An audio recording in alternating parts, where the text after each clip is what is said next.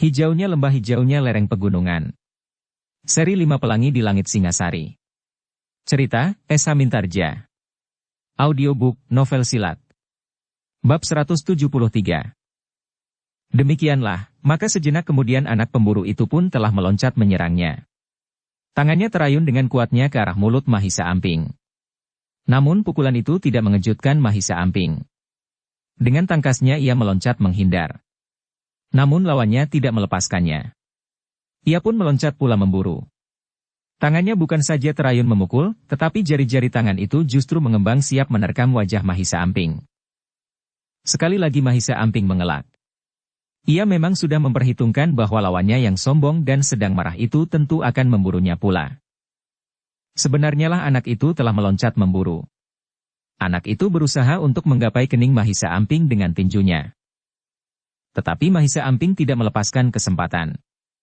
Justru karena tangan lawannya siap memukulnya, bahkan kemudian tangan itu terayun mendatar, maka lambung anak itu telah terbuka. Dengan cepat Mahisa Amping mendahuluinya. Tubuhnya pun menjadi miring. Satu kakinya terjulur lurus ke arah lambung. Yang terdengar adalah anak itu mengaduh. Tubuhnya terdorong beberapa langkah surut. Hampir saja anak itu kehilangan keseimbangan. Namun ternyata bahwa ia tetap berdiri ketika ia mengumpat kasar. Bukan hanya anak itu yang mengumpat. Tetapi ayahnya juga mengumpat. Dengan lantang ayahnya berkata, "Buat anak itu jera. Ia belum mengenalmu dan kau tidak perlu merasa belas kasihan kepadanya." Anak pemburu itu menggeram, wajahnya menjadi merah. Kemarahannya seakan-akan telah membakar jantungnya. Sejenak kemudian anak itu telah menyerang pula. Mahisa Amping pun telah bersiap sepenuhnya, sehingga kedua orang anak yang sebaya itu berkelahi dengan sengitnya. Namun orang-orang yang menyaksikan perkelahian itu dari kejauhan menjadi heran. Biasanya anak-anak yang berkelahi dengan anak pemburu itu tidak akan dapat bertahan lebih dari sekejap. Tetapi anak itu mampu berkelahi untuk waktu yang terhitung lama. Bahkan beberapa kali ia sudah mendesak anak pemburu itu sehingga berloncatan surut. Sebenarnya lah anak pemburu itu mengalami kesulitan melawan Mahisa Amping. Meskipun anak pemburu itu juga berlatih berkelahi, tetapi ia tidak mengalami latihan yang teratur dan tertib sebagaimana Mahisa Amping. Dengan demikian, maka beberapa saat kemudian, anak pemburu itu telah terdesak. Beberapa kali serangan Mahisa Amping mengenai tubuh anak pemburu itu sehingga terdorong surut. Hanya karena keras kepala dan malu sajalah anak pemburu itu masih tetap bertahan. Namun tubuhnya telah terasa sakit di mana-mana. Serangan-serangan Mahisa Amping lebih sering mengenai tubuhnya daripada serangan-serangannya yang berhasil menembus pertahanan Mahisa Amping. Apalagi tenaga Mahisa Amping yang terlatih dengan baik itu lebih kuat dari lawannya meskipun tubuh lawannya itu sedikit lebih besar dari tubuh Mahisa Amping. Pemburu itu menjadi sangat gelisah. Demikian pula jagal yang perutnya besar serta bebahu padukuhan yang disegani itu. Pemburu yang merasa anaknya tidak akan pernah dikalahkan oleh anak-anak sebayanya, memang menjadi gelisah dan bahkan kemudian menjadi marah ketika ia melihat anaknya telah terdesak. Bahkan beberapa kali anak itu telah mengaduh kesakitan. "Hi, kenapa dengan kau? Kenapa tak kau pilin saja tangannya atau kakinya atau bahkan lehernya? Jika tangan atau kakinya patah itu sama sekali bukan salahmu." Saudara-saudaranya atau bahkan ayahnya tidak mau memberinya peringatan dengan siapa anak itu berhadapan. Apalagi persoalannya hanyalah sebuah kuda lumping bambu yang tidak berharga, teriak pemburu itu. Tetapi adalah di luar dugaan ketika Mahisa Amping berteriak menjawab, "Jika hanya sebuah kuda lumping yang tidak berharga, kenapa ia akan merampas kuda lumpingku?"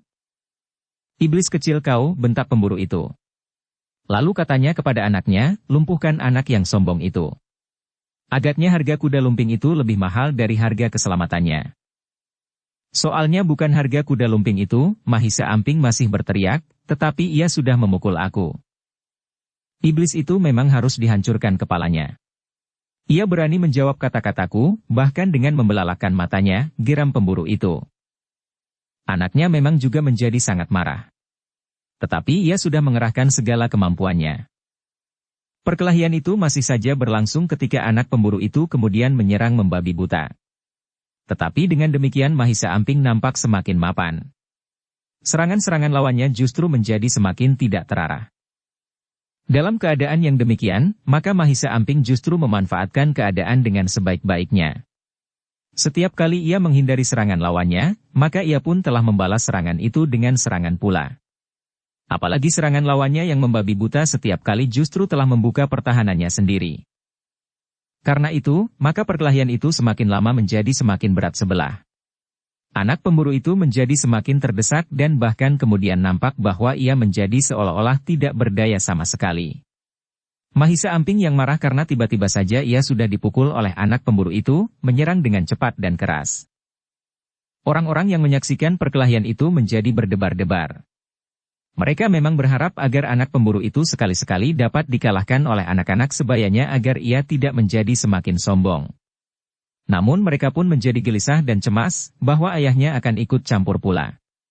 Jika ayahnya ikut campur, maka anak-anak muda yang datang bersama anak yang berkelahi itu, apakah kakaknya atau barangkali ayahnya, tidak akan dapat berbuat banyak.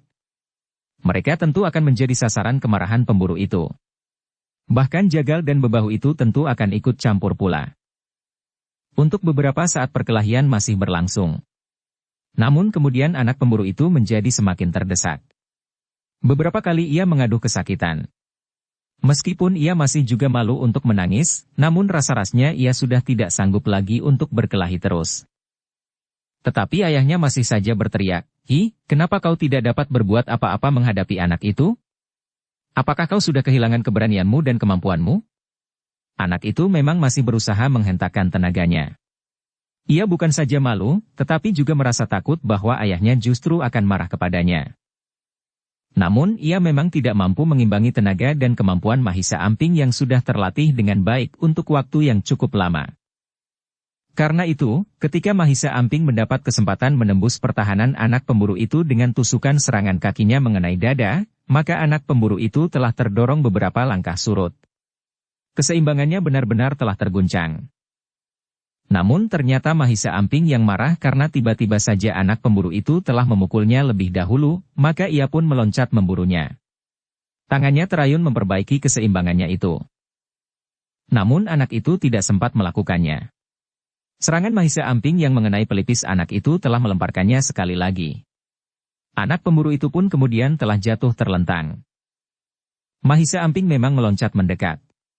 Tetapi karena lawannya tidak segera bangkit, maka Mahisa Amping berdiri saja menunggu beberapa langkah di sebelahnya.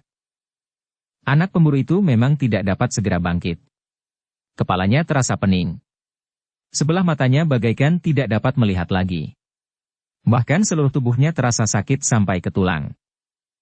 Pemburu itu benar-benar menjadi sangat marah. Dengan tergesa-gesa ia turun ke halaman mendekati aninya yang masih terbaring.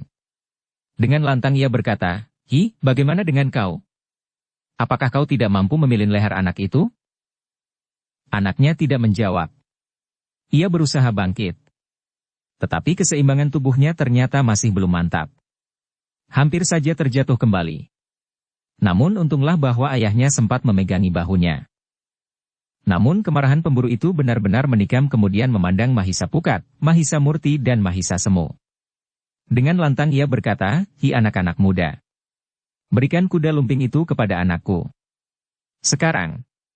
Aku tidak mau mendengar jawaban apapun selain kuda lumping itu." "Tidak," Mahisa Ampinglah yang berteriak. "Diam kau iblis kecil," bentak pemburu itu. Lalu sekali lagi ia berteriak, "Berikan kuda lumping itu. Ajari anak ini menghormati orang lain. Jika kau tidak mampu, akulah yang akan menghajarnya agar ia tidak menjadi sombong." Mahisa Murti, Mahisa Pukat dan Mahisa Semu masih saja berdiri termangu-mangu. Namun yang membuat pemburu itu semakin marah adalah karena anak yang telah mengalahkan anaknya itu sama sekali tidak menjadi ketakutan. Ia masih saja berdiri di tempatnya. Tetapi Mahisa Murti dan Mahisa Pukat memang menjadi cemas, bahwa pemburu itu akan berbuat sesuatu atas Mahisa Amping. Karena itu, maka Mahisa Murti pun berkata kepada Mahisa Semu, "Lindungi adikmu. Aku akan berdiri saja di sini jika pemburu itu ikut campur, kau pun harus berbuat sesuatu agar Amping tidak menjadi sasaran kemarahan pemburu itu. Aku ingin melihat, seberapa jauh kau mewarisi ilmu padepokan Baraseta." Mahisa Semu mengangguk kecil sambil menyahut, "Baik Kakang. Aku akan melindungi Amping." Dalam pada itu, pemburu itu sudah berteriak lagi, "Cepat, serahkan kuda lumping itu. Aku akan menghitung sampai 5. Jika kuda lumping itu tidak diserahkan kepada anakku maka aku akan mengambil sendiri. Aku pun akan mengajari anak itu agar sedikit mengenal unggah-ungguh dan menghormati orang lain." Pemburu itu terkejut ketika ia melihat Mahisa Semu, yang termuda di antara ketiga orang anak muda yang datang bersama Mahisa Amping, melangkah mendekati anak itu. Dengan mata terbelalak pemburu itu bertanya, "Hi, apa yang akan kau lakukan? Bawa kuda lumping itu dan serahkan kepada anakku. Cepat." Tetapi Mahisa Semu menggeleng. Katanya, "Tidak Kisanak. Kami sudah memutuskan untuk tidak menyerahkan kuda lumping itu. Seperti yang sudah dikatakan adikku, persoalannya tidak sekedar harga kuda lumping itu. Tetapi persoalannya sudah menyangkut harga diri. Sebagaimana Kisanak memaksakan kehendak Kisanak untuk merampas kuda lumping itu tentu juga karena harga diri Kisanak yang tersinggung. Bukan soal kuda lumping itu lagi. Persetan kau. Jika demikian, aku akan memberi pelajaran serba sedikit kepada adikmu yang sombong dan keras kepala itu," berkata pemburu itu. Tetapi Mahisa Semu menjawab, ia masih terlalu kecil untuk mengikuti keinginan Kisanak. Karena itu biarlah aku saja yang mewakilinya. Wajah pemburu itu menjadi merah padam. Jawaban Mahisa Semu itu sangat menyakitkan hatinya. Karena itu ia berteriak, "Hi, kenapa tidak kalian bertiga mendekat kemari?" "Aku mewakili mereka," jawab Mahisa Semu. Kemarahan pemburu itu sudah tidak terkekang lagi. Dengan serta-merta ia meloncat sambil mengayunkan tangannya untuk menampar mulut Mahisa Semu. Tetapi dengan tangkasnya Mahisa Semu telah menghindar, sehingga tangan itu tidak menyentuh sasaran. Mahisa Semu yang bergeser selangkah surut. Kemudian telah menarik Mahisa Amping sambil berkata, "Minggirlah kau dipanggil Kakang." Mahisa Amping memang bergeser menepi. Tetapi ia tidak segera mendapatkan Mahisa Murti dan Mahisa Pukat. Ia masih saja termangu-mangu menyaksikan Mahisa Semu yang sudah bersiap kembali menghadapi segala kemungkinan. Pemburu itu benar-benar merasa direndahkan. Karena itu, maka jantungnya serasa akan terlepas dari tangkainya. Ia tidak berpikir terlalu panjang lagi. Ia harus segera menghancurkan anak yang masih terlalu muda, tetapi sangat sombong itu. Dengan demikian maka pemburu itu pun segera menyerang Mahisa Semu. Tangannya terayun-ayun dengan derasnya mengarah ke kening Mahisa Semu. Namun seperti sebelumnya, Mahisa Semu pun telah berloncatan menghindar. Tetapi pemburu yang marah itu sama sekali tidak melepaskan lawannya. Dengan garang ia memburunya. Tetapi Mahisa Semu justru bergerak lebih cepat. Ia bukan saja menghindari serangan-serangan pemburu itu, tetapi dengan tiba-tiba Mahisa Semu pun telah menyerangnya pula, justru di luar perhitungan lawannya. Karena itu, maka Mahisa Semu justru berhasil menembus pertahanan pemburu itu. Tangannya yang terayun mendatar sempat mengenai pundak lawannya. Pemburu itu memang terkejut. Ternyata tenaga anak yang masih terlalu muda itu telah menggoyahkan tubuhnya. Ketika pundaknya terdorong serangan Mahisa Semu, maka pemburu itu telah bergeser setapak surut. Pemburu itu mengumpat kasar. Ia tidak mengira bahwa lawannya bukan saja tangkas dan mampu bergerak cepat. Tetapi anak itu juga memiliki tenaga yang sangat besar. Sebagai seorang yang sangat disegani oleh orang-orang di seputarnya, maka pemburu itu tidak ingin terlalu lama berkelahi melawan anak yang masih terlalu muda.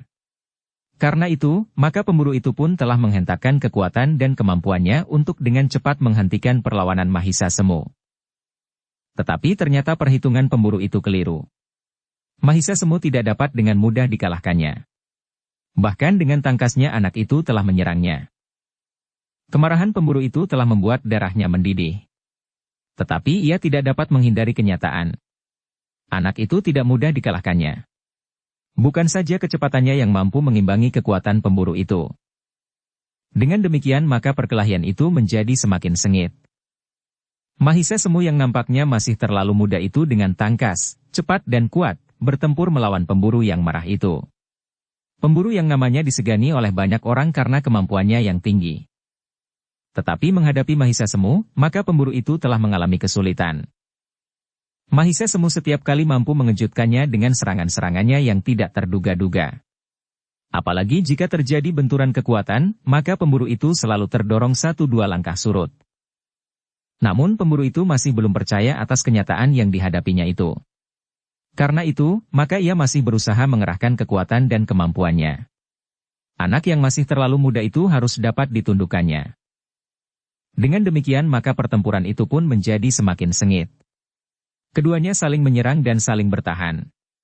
Meskipun pemburu itu memiliki kekuatan kewadagan yang terhitung besar, namun dengan beralaskan tenaga dalamnya, maka kekuatan Mahisa Semu mampu mengimbanginya, justru melampauinya, sehingga pemburu itu selalu saja terdesak di setiap benturan yang terjadi.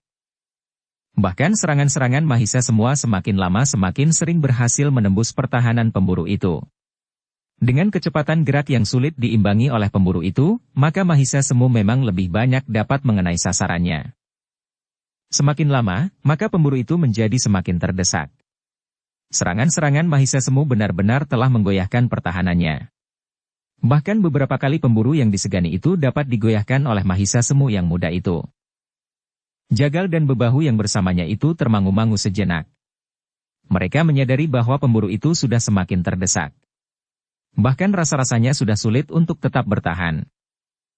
Namun keduanya menjadi berdebar-debar ketika mereka melihat kedua orang anak muda yang lain melangkah mendekati arena. Anak muda yang umurnya lebih tua dan agaknya kemampuannya pun lebih tinggi. Sebenarnya lah Mahisa Murti dan Mahisa Pukat yang melihat kegelisahan Jagal dan Bebahu itu menduga bahwa mereka akan dapat ikut campur dalam perkelahian antara Mahisa Semu dan pemburu yang semakin berat. Sebelah itu Mahisa Murti dan Mahisa Pukat masih sempat mengangguk hormat kepada Jagal dan Bebahu yang menjadi gelisah itu. Kemudian dengan tenangnya Mahisa Murti berdiri di sebelah Jagal yang gelisah itu, sementara Mahisa Pukat berdiri di sisi Bebahu yang menjadi semakin tegang melihat perkelahian itu. Sementara itu, tanpa ada yang mengisyaratkan Mahisa Amping justru melangkah mendekati anak pemburu yang menjadi ketakutan melihat keadaan yang tidak menguntungkannya itu. Sebelumnya ia tidak pernah mengalami hal seperti itu. Biasanya ia selalu memenangkan perkelahian jika ada anak-anak yang terlalu besar untuk dilawannya, maka ia selalu berlindung di bawah pengaruh ayahnya. Tetapi saat itu, ayahnya menjadi tidak berdaya. Anak muda yang berkelahi melawan ayahnya itu bukan saja tidak takut, tetapi ia justru dapat mendesak ayahnya sehingga ayahnya mengalami kesulitan. Sebenarnya lah pemburu itu menjadi semakin terdesak beberapa kali serangan Mahisa Semu telah menggoyahkan keseimbangannya. Bukan saja wajahnya menjadi merah biru, tetapi tulang-tulangnya pun serasa berpatahan. Dalam keadaan yang paling sulit, maka pemburu itu berteriak, "Hi, kenapa kalian diam saja membeku? Hancurkan anak-anak muda yang sombong itu." Jagal dan Bebahu yang berdiri di sebelah Mahisa Murti dan Mahisa Pukat itu termangu-mangu. Namun dalam pada itu Mahisa Murti pun berkata, "Kisanak, sebaiknya kita tidak usah ikut campur. Persoalannya sebenarnya adalah persoalan antara anak-anak saja.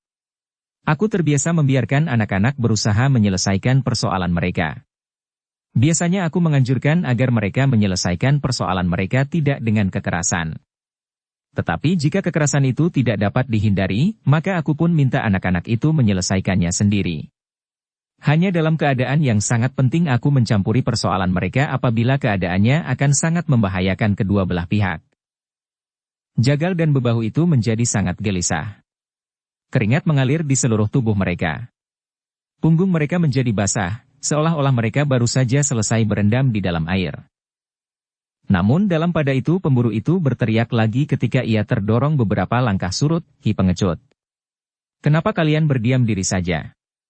Lumpuhkan anak-anak muda itu. Kemudian kalian harus ikut menyelesaikan anak iblis ini."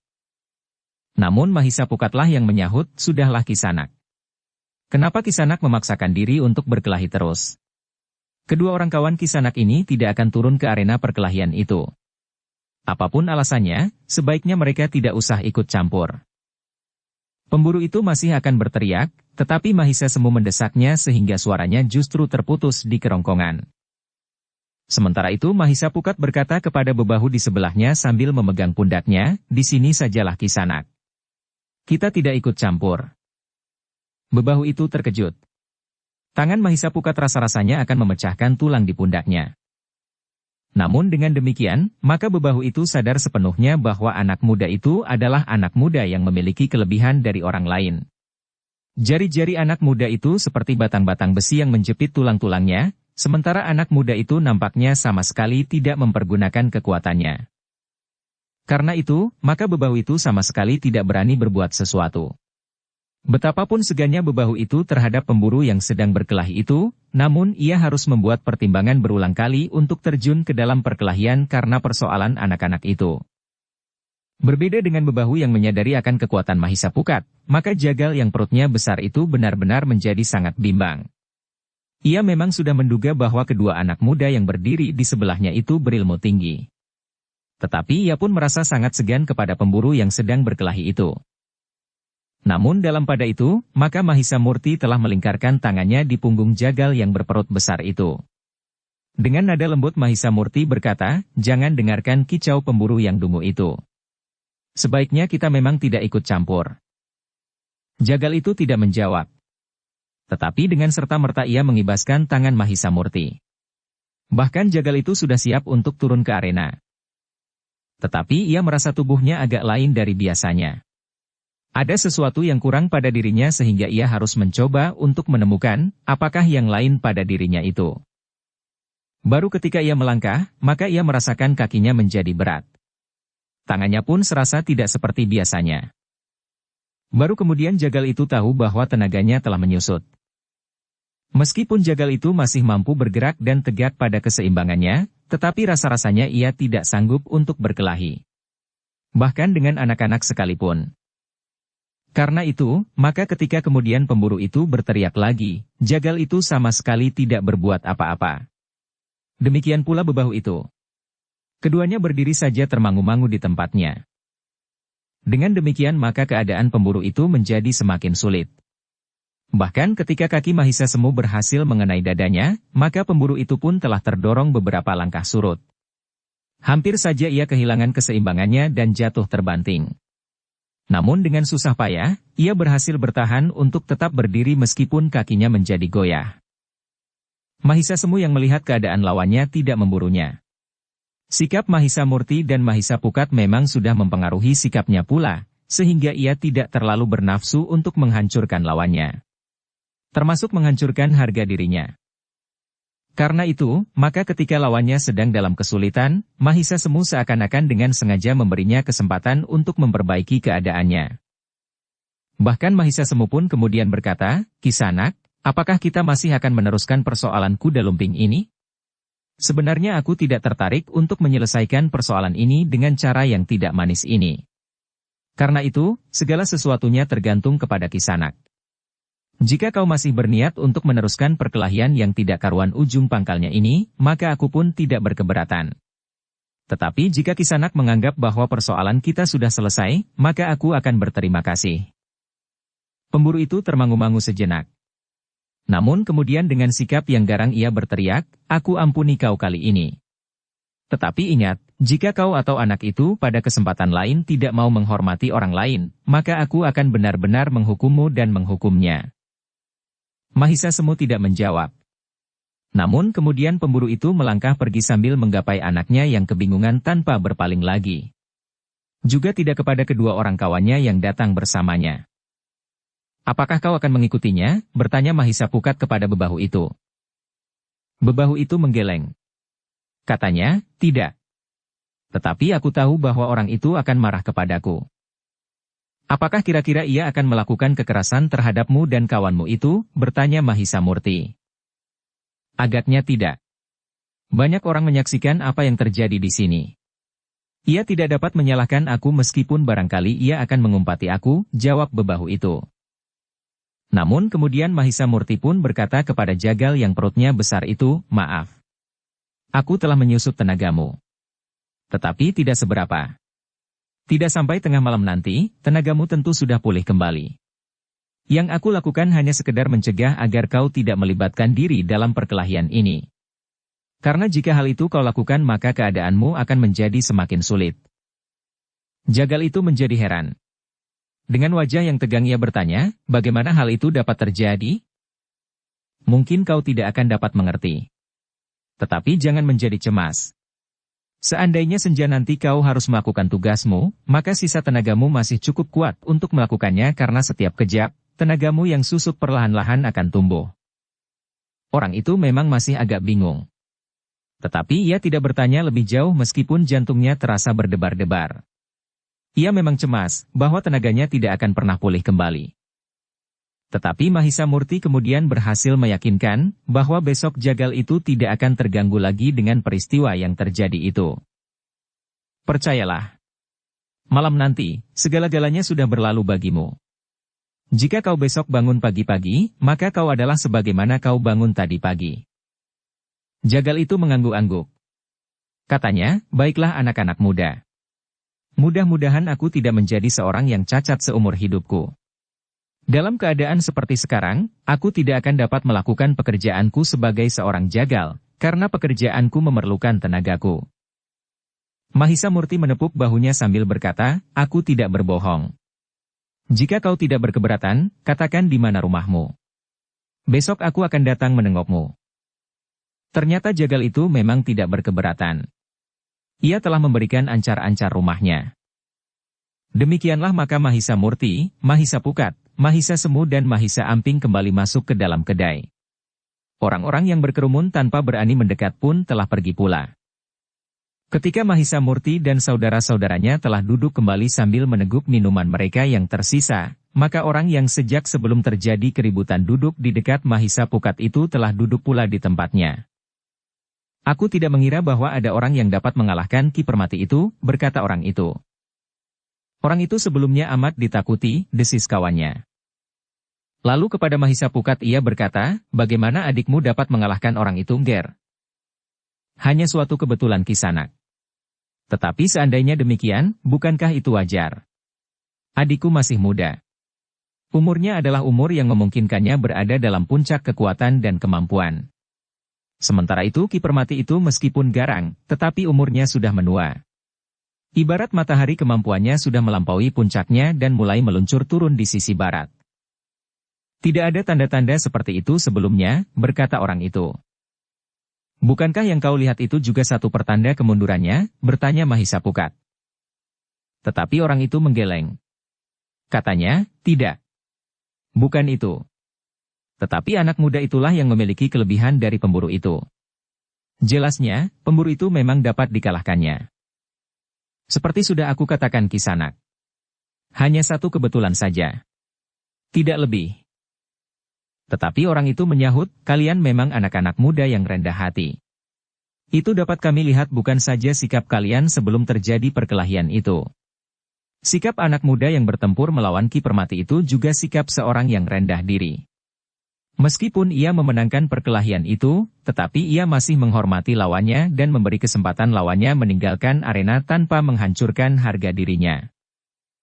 Itu bukan apa-apa Kisanak, berkata Mahisa Pukat, bukan sikap rendah hati. Tetapi anak itu juga sudah merasa letih berkelahi melawan Ki Permati. Nah, bukankah jawaban Angger ini semakin meyakinkan aku? Tetapi baiklah. Aku tidak akan memuji lagi. Mahisa Pukat tidak menjawab lagi. Mahisa Amping justru menundukkan kepalanya saja. Sementara Mahisa Semu bahkan seolah-olah tidak mendengar pembicaraan itu. Diteguknya minumannya sampai titik air yang terakhir. Kau minum lagi? Bertanya Mahisa Murti. Mahisa Semu menggeleng. Katanya, sudah cukup. Sementara itu pemilik kedai itu pun telah mendekat pula sambil berkata, peristiwa ini akan sangat berpengaruh atas tingkah lakunya. Selama ini memang belum pernah ada orang yang berani dan dapat mengalahkannya. Kekalahan pemburu itu akan membuka mata orang banyak dan mata pemburu itu, bahwa ternyata ada orang lain, justru anak yang masih terlalu muda, memiliki kemampuan lebih dari kemampuannya. Mahisa Murti dan saudara-saudaranya hanya tersenyum saja. Ketika kemudian mereka selesai minum dan makan, maka pemilik kedai itu semula menolak untuk menerima uang pembayarannya. Namun Mahisa Murti pun berkata, Kisanak, jangan kecewakan kami. Jika Kisanak menolak, maka itu berarti hubungan kita akan terputus hari ini. Kami tentu tidak akan pernah datang lagi ke kedai ini meskipun kami pergi ke pasar. Pemilik kedai itu akhirnya terpaksa menerima uang untuk membayar makanan dan minuman yang telah diminum dan dimakan oleh Mahisa Murti dan saudara-saudaranya. Kami selalu mengharap kalian datang, berkata pemilik kedai itu, seandainya kalian tidak lagi ke pasar, pergi sealah ke kedai ini. Kami akan menerima kalian dengan senang hati. Tentu orang-orang di sekitar pasar itu pun akan merasa senang pula. Terima kasih, sahut Mahisa Pukat, kami akan selalu singgah jika kami pergi ke pasar atau lewat jalan ini.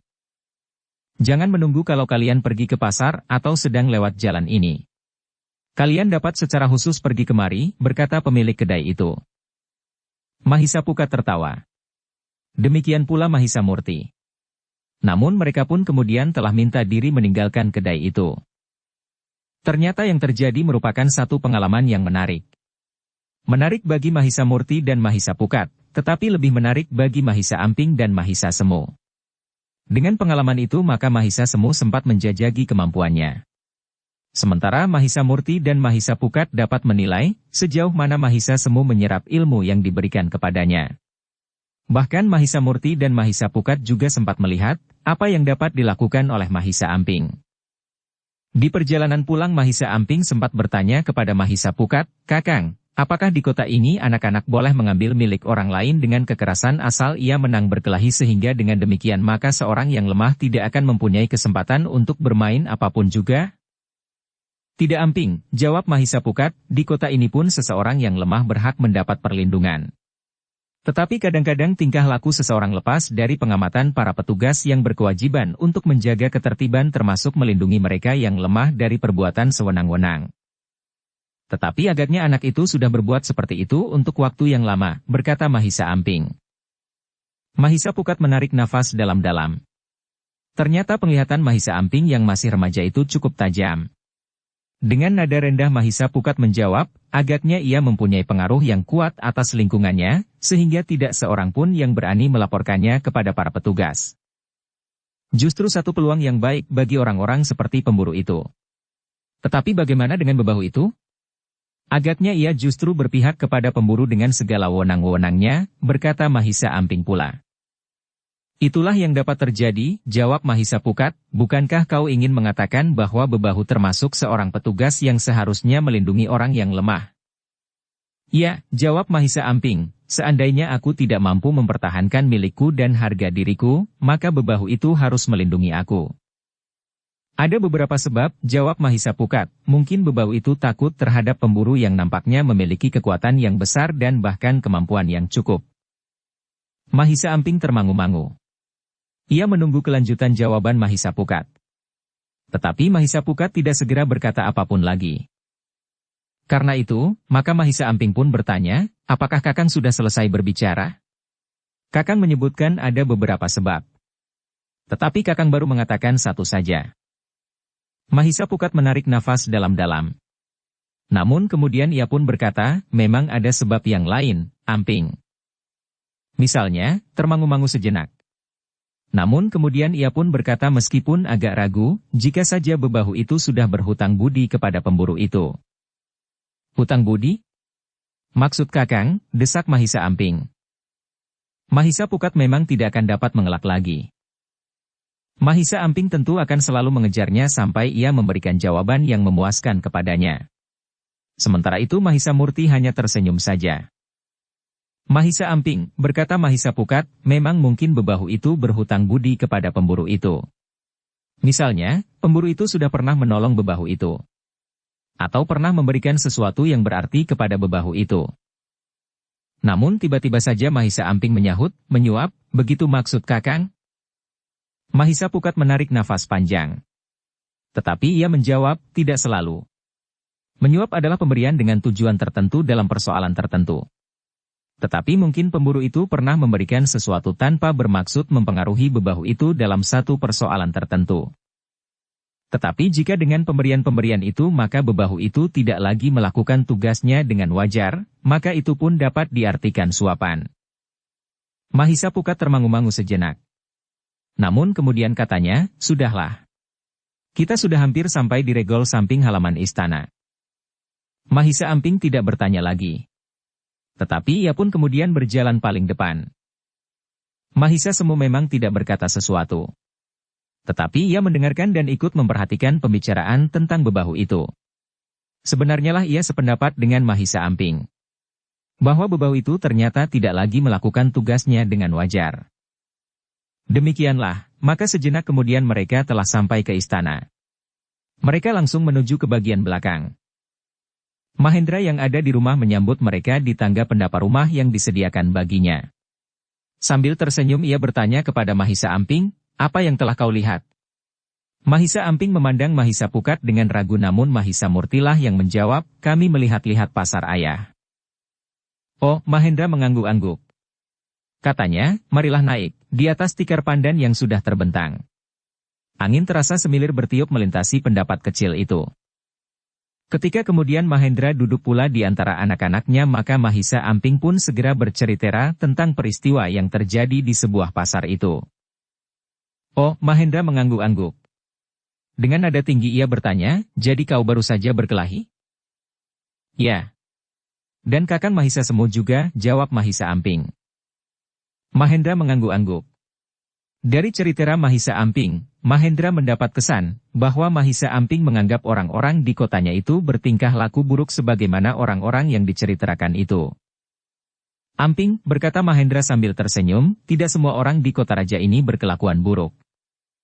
"Tentu," jawab Mahisa Amping, "tetapi aku kira kebanyakan mereka berkelakuan aneh menurut pendapatku. Mereka terlalu mementingkan diri sendiri. Anak pemburu itu tentu tidak hanya sendiri. Tentu banyak anak di kota raja ini yang berwatak seperti anak itu. Mereka sama sekali tidak menghargai orang lain." Mahendra tertawa. Katanya, "Nanti atau besok atau kapan saja sebelum kau kembali ke padepokan, kau tentu akan melihat bahwa tidak banyak anak yang nakal seperti itu. Meskipun kehidupan di kota raja ini membentuk lingkungan yang berbeda dengan kehidupan di padepokan, sebagaimana kehidupan di padepokan tidak sama dengan kehidupan padukuhan-padukuhan, tetapi di kota raja masih banyak juga orang yang baik, orang yang menghargai orang lain dan bahkan selalu menolong orang lain yang dalam kesulitan." Mahisa Amping mengerutkan dahinya. Namun Mahendra pun kemudian berkata selanjutnya, "Tetapi karena di kota raja ini diwarnai dengan kehidupan yang sibuk, maka kadang-kadang seseorang tidak banyak mempunyai kesempatan untuk memperhatikan orang lain. Namun bukan pada dasarnya orang itu terlalu mementingkan diri sendiri." Mahisa Amping tidak menjawab. Ia tidak begitu mengerti arti dari keterangan Mahendra. Namun serba sedikit ia dapat merasakannya, sehingga karena itu, maka ia justru mencoba hari itu, selagi Mahisa Pukat masih belum bertugas di Kasatrian, maka di sore hari ia mengajak Mahisa Murti, Mahisa Semu dan Mahisa Amping untuk berjalan-jalan lagi. Mereka menelusuri jalan-jalan di kota raja yang ramai. Namun mereka tidak singgah dan tidak pula mengunjungi siapapun. Di hari berikutnya, maka Mahisa Pukat sudah harus bertugas lagi di Kasatrian. Karena itu, maka ia harus meninggalkan Mahisa Murti, Mahisa Semu dan Mahisa Amping. Tetapi karena Mahisa Murti juga sudah mengenali kota raja itu dengan baik, maka tanpa Mahisa Pukat ia dapat mengajak Mahisa Semu dan Mahisa Amping melihat-lihat keadaan kota raja yang belum dilihat sebelumnya. "Jika saatnya kalian kembali ke padepokan, aku harap kau memberitahukan kepadaku di Kasatrian," berkata Mahisa Pukat kepada Mahisa Murti. Mahisa Murti pun mengangguk sambil menjawab, "Baiklah. Aku kira aku tidak dapat terlalu lama di kota raja. 2 atau 3 hari lagi aku akan minta diri. Tetapi aku pun ingin minta diri pula kepada Pangeran Kuda Pratama." "Pangeran Kuda Pratama tentu akan merasa sangat senang jika kalian singgah sebelum kalian meninggalkan kota raja," berkata Mahisa Pukat kemudian. Setelah minta diri pula kepada ayahnya, maka Mahisa Pukat pun telah meninggalkan rumah itu untuk pergi ke Kasatrian karena ia harus sudah mulai lagi dengan tugasnya di Kasatrian. Di Kasatrian ia kemudian akan bekerja sama dengan Empu Sidikara yang menggantikan kedudukan saudara seperguruannya Empu Kamenjangan. Ketika kemudian Mahisa Pukat kembali berhadapan dengan bangsawan-bangsawan muda di Kasatrian, maka ia pun teringat kepada Mahisa Semu dan Mahisa Amping. Seorang anak muda yang tangkas dan cerdas. Meskipun Mahisa Semu dan Mahisa Amping adalah anak-anak yang diketemukannya di perjalanan, namun ternyata mereka dapat menjadi tumpuan harapan masa depan. Mahisa Pukat pun teringat, bagaimana ia bersama Mahisa Murti mengembara untuk menemukan 1-2 orang yang pantas untuk mewarisi dan kemudian mengembangkan ilmu mereka, sehingga di perjalanan mereka menemukan Mahisa Semu, Mahisa Amping dan Wantilan yang justru sudah lebih tua daripadanya. Sekarang aku berada di antara anak-anak muda dan remaja yang memiliki kesempatan terbaik di Singasari, berkata Mahisa Pukat kepada diri sendiri. Tetapi Mahisa Pukat belum dapat memutuskan apakah ia akan menunjuk 1-2 orang yang akan dicarinya secara khusus atau tidak. Namun setiap kali ia melihat 2 orang bangsawan yang masih remaja yang sejak pertama menjadi asuhannya, maka keinginan itu selalu menggelitiknya, karena kedua orang remaja itu menurut pendapat Mahisa Pukat memiliki landasan pribadi dan kewadagan yang memungkinkan. Meskipun demikian, Mahisa Pukat masih belum dapat menentukan apakah ia akan melakukannya atau tidak. Dalam pada itu, setelah Mahisa Pukat kembali ke Kasatriyan, maka Mahisa Murti sendirilah yang mengajak Mahisa Semu dan Mahisa Amping berjalan-jalan di hari berikutnya. Mereka melihat bagian kota raja yang belum mereka lihat sebelumnya.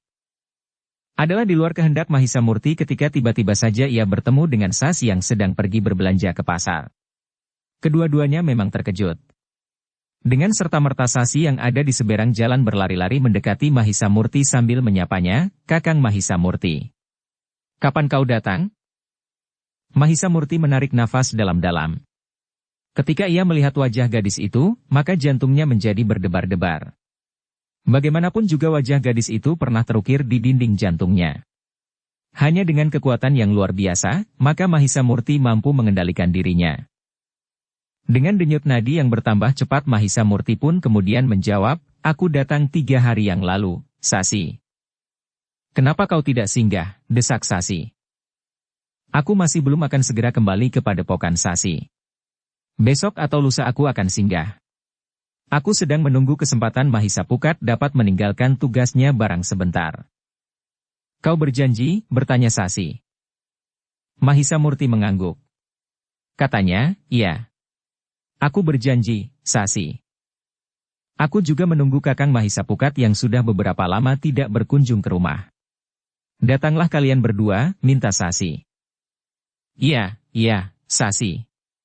Aku akan singgah sebelum aku meninggalkan kota raja," jawab Mahisa Murti. Sasi tersenyum. Kecantikan seakan-akan mekar bersama senyumnya yang jernih. Dipandanginya Mahisa Semu dan Mahisa Amping berganti-ganti. "Siapakah mereka?" bertanya Sasi. "Keduanya adalah adikku," jawab Mahisa Murti. "Oh, jadi juga adik Kakang Mahisa Pukat?" bertanya Sasi. "Iya," jawab Mahisa Murti. "Ajak mereka datang ke rumah," berkata Sasi yang kemudian mendekati Mahisa Amping. Sambil menepuk bahu anak itu, Sasi berkata, "Ikut bersama kakak-kakakmu. Kalian harus berkunjung ke rumahku." Mahisa Amping tersenyum. Tetapi kepalanya justru menunduk. "Kau dari mana, Sasi?" bertanya Mahisa Murti kemudian. "Belanja. Ibu tidak dapat pergi berbelanja." "Akulah jadinya yang pergi," jawab Sasi. Namun kemudian katanya, "Baiklah. Aku pulang dahulu. Ibu menunggu aku. Tetapi kau dan adik-adikmu benar-benar harus singgah di rumahku." Baik, Sasi," jawab Mahisa Murti. Sejenak kemudian, maka Sasi pun melanjutkan langkahnya sekali ia berpaling sambil tersenyum. Dilambaikannya tangannya kepada Mahisa Semu dan Mahisa Amping. Mahisa Murti menarik nafas dalam-dalam, seakan-akan ingin mengendapkan hatinya yang bergejolak. Namun kemudian Mahisa Murti berhasil menemukan kesadarannya kembali. Ia sudah bertekad untuk melupakan Sasi. Bahkan Mahisa Murti tidak ingin bertemu dengan gadis itu lagi. Tetapi tiba-tiba saja ia telah berhadapan lagi dengan Sasi. Namun justru karena itu, Mahisa Murti pun telah berusaha untuk tetap teguh pada sikapnya, karena jika tidak demikian, maka akibatnya akan menjadi sangat buruk baginya dan bagi Mahisa Pukat. Ketika mereka kemudian meninggalkan tempat itu, Mahisa Amping sempat bertanya, "Siapakah orang itu?" Mahisa Murti mencoba untuk tersenyum. Kemudian jawabnya, "Orang itu adalah kawan kakakmu Mahisa Pukat." "Tentu juga kawan Kakang Mahisa Murti," sahut Mahisa Semu. Mahisa Murti mengangguk kecil sambil menjawab pendek, "Ya." Kedua adik Mahisa Murti itu tidak bertanya lagi. Mereka pengikut saja Mahisa Murti yang berjalan menelusuri jalan-jalan di kota raja.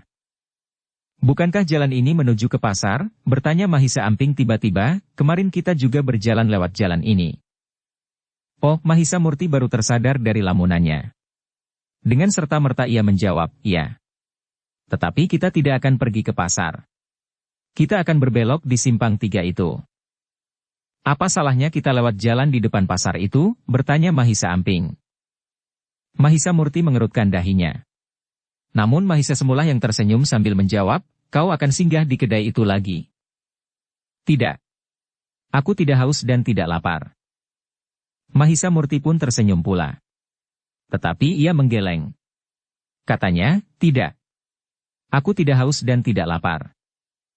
Mahisa Murti pun tersenyum. Katanya, kita akan singgah di kedai yang lain. Jika pemburu itu ada di situ pula, maka kita akan dapat terganggu lagi. Kita justru menunjukkan bahwa kita tidak takut terganggu. Bahkan apapun yang akan mereka lakukan, sahut Mahisa Amping. Tetapi Mahisa Murti menggeleng sambil berdesis, jangan Amping. Kita tidak dapat berbuat seperti itu. Seakan-akan kita sengaja memancing persoalan. Meskipun kita berdiri di pihak yang benar, tetapi jika saja persoalan yang dapat menimbulkan perselisihan itu dapat dihindari, maka sebaiknya kita menghindar. Tentu saja jika tidak harus mengorbankan keyakinan dan harga diri. Karena apapun alasannya, perselisihan bukan satu peristiwa yang patut dibanggakan. Musuh tidak dicari.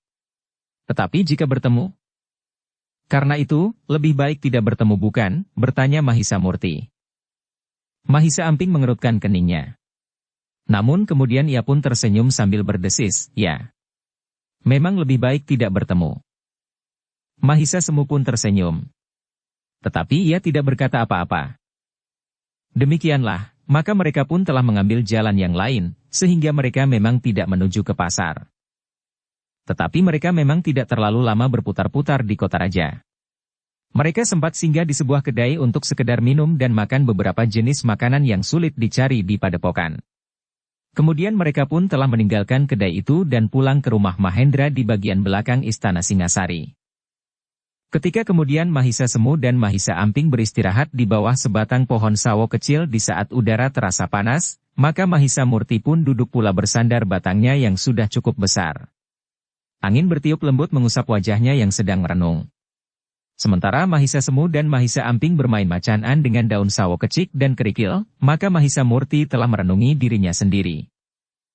Justru karena ia telah bertemu dengan Sasi, maka seandainya ia tidak singgah, maka rasa-rasanya kurang mapan. Sasi akan dapat berprasangka kurang baik tentang dirinya. Mungkin Sasi menganggapnya sombong, atau marah atau perasaan lain yang sekedar diduga-duganya saja. Tetapi seandainya ia minta Mahisa Pukat untuk mengantarnya singgah, mungkin Mahisa Pukat juga dapat menangkap lain tentang ajakannya itu. Atau mungkin telah membuatnya menjadi gelisah. Untuk datang sendiri hanya dengan Mahisa Semu dan Mahisa Amping tanpa mengajak Mahisa Pukat rasa-rasanya juga kurang pantas baginya. Mahisa Murti menarik nafas dalam-dalam. Namun kemudian ia pun bangkit berdiri melangkah ke tangga rumah ayahnya sambil berkata, aku akan minum dahulu. Aku merasa sangat haus. Mahisa Semu dan Mahisa Amping mengangguk saja. Mereka masih bermain macanan. Tetapi demikian Mahisa Murti naik tangga rumah Mahendra, Mahisa Semu pun berdesis, Kakang Mahisa Murti nampak menjadi gelisah. Mahisa Amping mengerutkan dahinya. Dengan nada tinggi ia bertanya, kenapa? Dari mana aku tahu? Mahisa Semu justru bertanya. Kenapa kau justru bertanya? Bukankah kau yang mengatakannya bahwa Kakang Mahisa Murti nampak gelisah? Memang akulah yang mengatakannya bahwa Kakang Mahisa Murti gelisah. Tetapi aku tidak tahu kenapa Kakang Mahisa Murti itu menjadi gelisah, jawab Mahisa Semu. Mahisa Amping mengangguk-angguk. Dengan ragu-ragu ia berkata, ya. Kakang Mahisa Murti menjadi gelisah. Tetapi kita tidak tahu kenapa Kakang menjadi gelisah. Keduanya pun terdiam. Namun keduanya justru kembali memusatkan perhatian mereka kepada permainan mereka. Macanan. Sementara itu Mahisa Murti yang gelisah mencoba untuk mengisi waktunya dengan membaca kitab yang dipinjamnya dari ayahnya. Mahendra memang mempunyai beberapa kitab yang berisi kidung yang menarik selain kitab tentang berbagai macam pengetahuan. Mahisa Murti memang sempat melupakan kegelisahannya. Tetapi ketika ia menutup kitabnya dan melangkah turun ke halaman, ia menjadi gelisah lagi. Mahisa Murti tidak melihat lagi Mahisa Semu dan Mahisa Amping di bawah pohon sawo keok. Namun ketika Mahisa Murti pergi ke Pakiwan, dilihatnya Mahisa Semu sedang menimba air, sementara Mahisa Amping sedang mandi. Kita akan pergi menemui kakangmu Mahisa Pukat, berkata Mahisa Murti. Di mana? Bertanya keduanya hampir berbareng meskipun Mahisa Semu ada di pinggir perigi, sedangkan Mahisa Amping ada di dalam Pakiwan sedang mandi. Sore ini, jawab Mahisa Murti. Apakah kita akan pergi ke Kasatriyan? Bertanya Mahisa Semu. Ya. Kita akan pergi ke Kasatriyan, jawab Mahisa Murti. Mahisa Amping yang sedang mandi itu pun segera menyelesaikannya. Ketika kemudian Mahisa Semu masuk ke Pakiwan, maka Mahisa Ampinglah yang ganti menimba air untuk mengisi jambangan. Sore itu setelah Mahisa Murti mandi dan berbenah diri maka mereka pun minta diri kepada Mahendra untuk pergi ke Kasatriyan menemui Mahisa Pukat. Mudah-mudahan ia mempunyai waktu, desis Mahisa Murti. Tentu, jawab Mahendra, jika para bangsawan muda itu sedang mempelajari ilmu pengetahuan dan kesusastraan, maka Mahisa Pukat mempunyai waktu luang.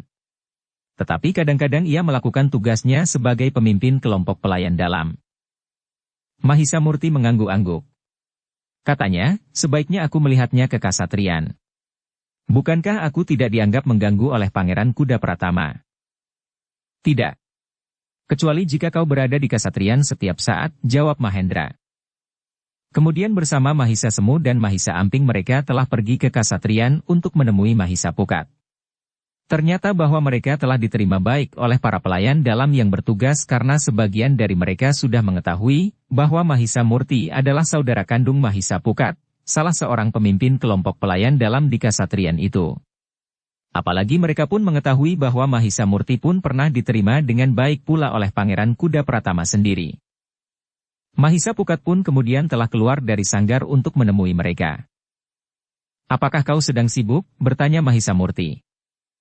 Mahisa Pukat tersenyum. Katanya, bukankah memang sudah pekerjaanku? Aku sedang berada di sanggar dengan beberapa orang bangsawan muda. Mereka sedang berlatih. Apakah mereka kau tinggalkan tanpa pembimbing? Bertanya Mahisa Murti. Aku justru ingin mengajak kau serta Semu dan Amping untuk melihat-lihat sanggar di Kasatriyan ini, berkata Mahisa Pukat kemudian. Menarik sekali, tiba-tiba Mahisa Amping menyahut, aku ingin melihat sanggar itu. Marilah, ajak Mahisa Pukat. Mahisa Murti, Mahisa Semu dan Mahisa Amping itu pun kemudian telah diajak Mahisa Pukat ke dalam sanggar di Kasatriyan. Demikian mereka masuk, maka Mahisa Amping dan Mahisa Semu pun menjadi terheran-heran. Bahkan Mahisa Murti pun menjadi kagum pula. Sanggar itu adalah sebuah bangunan yang cukup besar dengan kelengkapan yang sangat memadai. Semua peralatan latihan disediakan secukupnya. Hampir segala jenis senjata tersedia. Tidak hanya 1-2, tetapi beberapa untuk setiap jenis. Di salah satu bagian dari sanggar itu terdapat alat-alat untuk membentuk dan menguasai tubuh. Mahisa Semu dan Mahisa Pukat berdiri termangu-mangu memandangi ruang yang sangat luas dengan peralatan yang sebagian belum pernah dilihatnya. Di dalam sanggar itu terdapat beberapa orang bangsawan muda yang sedang berlatih. Mereka adalah sebagian kecil dari anak-anak muda di Kasatriyan yang sedang mempelajari salah satu unsur khusus dari ilmu yang diberikan oleh Mahisa Pukat. Mahisa Pukat sedang menuntun anak-anak muda itu mempergunakan salah satu bagian tubuhnya yang penting. Bahkan jika benar-benar dikuasainya, tidak kalah berbahayanya dari ujung-ujung senjata yang sangat runcing sekalipun. Kepada anak-anak muda itu Mahisa Pukat sedang memahami watak dan sifat jari. Kelima jari tangan dan jari-jari kaki. Mahisa Semu dan Mahisa Amping yang melihat alat-alat khusus yang berhubungan dengan jari itu pun mengangguk-angguk di luar sadarnya. Meskipun mereka sudah mendapat tuntunan dan penjelasan serupa, tetapi mereka tidak memiliki alat-alat sebagaimana tersedia di Banjar itu. Duduklah, Mahisa Pukat mempersilahkan saudara-saudaranya itu untuk duduk di sebuah dingklik kayu panjang di sebelah pintu yang tertutup. Mahisa Murti, Mahisa Semu dan Mahisa Amping pun duduk di dingklik panjang itu. Sementara itu Mahisa Pukat pun berkata, aku akan melanjutkan latihan anak-anak muda itu. Mahisa Murti mengangguk sambil tersenyum. Katanya, satu pengalaman yang baik bagi Mahisa Semu dan Mahisa Amping. Kesempatan menyaksikan latihan-latihan di sanggar ini akan memberikan kemungkinan-kemungkinan baru bagi mereka. Sementara itu bangsawan-bangsawan muda yang melihat kehadiran ketiga orang itu termangu-mangu pula. Mahisa Pukatlah yang kemudian memperkenalkan mereka kepada para bangsawan muda itu. Bangsawan yang sebaya dengan Mahisa Semu. Sedangkan dua di antara mereka sebaya dengan Mahisa Amping. Mereka adalah saudara-saudaraku, berkata Mahisa Pukat kepada para bangsawan muda itu, biarlah mereka mendapat kesempatan menyaksikan kalian berlatih di sanggar ini. Sanggar yang terlalu lengkap bagi saudara-saudaraku itu. Bangsawan-bangsawan muda itu memang memperhatikan orang-orang yang disebut saudara-saudara Mahisa Pukat itu. Kedua orang remaja di antara mereka sempat mengangguk dan tersenyum ketika mereka saling memandang dengan Mahisa Amping. Sedang Mahisa Amping pun dengan tergesa-gesa mengangguk hormat pula. Demikianlah, maka sejenak kemudian, Mahisa Pukat telah membawa para bangsawan muda itu untuk mulai berlatih. Mereka mempergunakan beberapa peralatan yang ada di sanggar itu, sehingga latihan-latihan itu berjalan dengan sangat baik di mata Mahisa Semu dan Mahisa Amping. Bahkan kemudian, anak-anak muda itu telah melakukan latihan-latihan bersama untuk mengeterapkan kemampuan mereka menguasai beberapa macam unsur gerak yang telah mereka kuasai. Sekali-sekali Mahisa Semu dan Mahisa Amping sempat berdecak kagum. Sekali-sekali mereka mengangguk-angguk. Bahkan di luar sadarnya kadang-kadang Mahisa Amping telah bangkit berdiri. Mahisa Murti sengaja membiarkannya. Namun kemudian Mahisa Amping pun telah duduk kembali dengan sendirinya pula sebagaimana ia berdiri. Mahisa Semulah yang kemudian bertanya ketika Mahisa Amping bangkit berdiri, kau mau apa? Mahisa Amping berpaling. Namun kemudian ia pun tersenyum sambil duduk. Katanya, jika saja di Padepokan ada sanggar seperti ini. Jika ada sanggar seperti ini, kau mau apa? Bertanya Mahisa Semu kemudian. Mahisa Amping mengerutkan dahinya. Tetapi ia justru ganti bertanya, apakah kau tidak ingin memiliki sanggar seperti ini di Padepokan? Mahisa Semu menarik nafas dalam-dalam. Karena ia sudah lebih besar dari Mahisa Amping, maka Mahisa Semu dapat berpikir lebih panjang dan melihat kenyataan yang dihadapinya sehari-hari. Karena itu, maka Mahisa Semu itu pun berkata, kau tidak usah bermimpi selagi kau tidak tidur Amping. Apakah aku bermimpi? Bertanya Mahisa Amping. Ya. Bermimpi tentang sebuah banjar sebesar, seluas dan selengkap ini di Padepokan Bajraseta, jawab Mahisa Semu. Mahisa Amping menarik nafas dalam-dalam. Namun ia pun menjadi diam. Ia tidak lagi setiap kali bangkit berdiri dengan wajah yang berseri-seri melihat latihan-latihan yang mendebarkan dari para bangsawan muda itu. Sementara itu, latihan-latihan itu terus berlangsung. Anak-anak muda itu berlatih dengan bersungguh-sungguh. Namun akhirnya, Mahisa Pukat mengakhiri latihan-latihan itu. Kemudian ia mempersilahkan bangsawan-bangsawan muda itu untuk beristirahat sejenak, untuk kemudian mandi dan berbenah diri. Di malam hari mereka masih harus belajar ilmu pengetahuan yang lain dari guru yang lain pula. Ketika para bangsawan itu sudah meninggalkan ruangan, maka Mahisa Pukat memberi kesempatan kepada Mahisa Semu dan Mahisa Amping untuk mencoba peralatan yang ada di barak itu. Ternyata keduanya melakukan dengan senang hati. Apalagi Mahisa Amping. Mereka telah melihat dan mencoba bermacam-macam alat yang ada di sanggar itu. Bahkan mereka pun mencoba pula menggenggam berbagai macam senjata di tangan. Sementara Mahisa Semu dan Mahisa Amping melihat-lihat, maka Mahisa Murti yang duduk di amben panjang di pinggir sanggar itu berkata seakan-akan begitu saja meluncur dari bibirnya tanpa dibebani perasaan apapun, Mahisa Pukat, aku tadi bertemu dengan Sasi. Sasi? Di mana? Bertanya Mahisa Pukat. Aku sedang berjalan-jalan dengan Mahisa Semu dan Mahisa Amping. Di jalan yang menuju ke pasar kami bertemu dengan Sasi yang agaknya baru pulang dari pasar. Katanya, ibunya tidak dapat berbelanja. Karena itu, maka Sasilah yang pergi ke pasar untuk berbelanja. Oh, sudah beberapa waktu aku tidak mengunjunginya, desis Mahisa Pukat. Sasi minta aku singgah. Tetapi hari sudah agak siang. Sasi tentu akan sibuk di dapur. Mahisa Pukat mengangguk-angguk. Katanya, Sasi memang senang berada di dapur.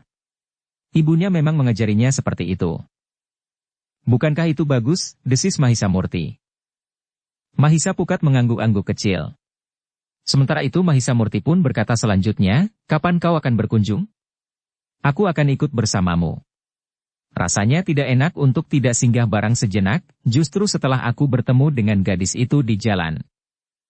Dengan demikian ia mengetahui bahwa aku ada di sini.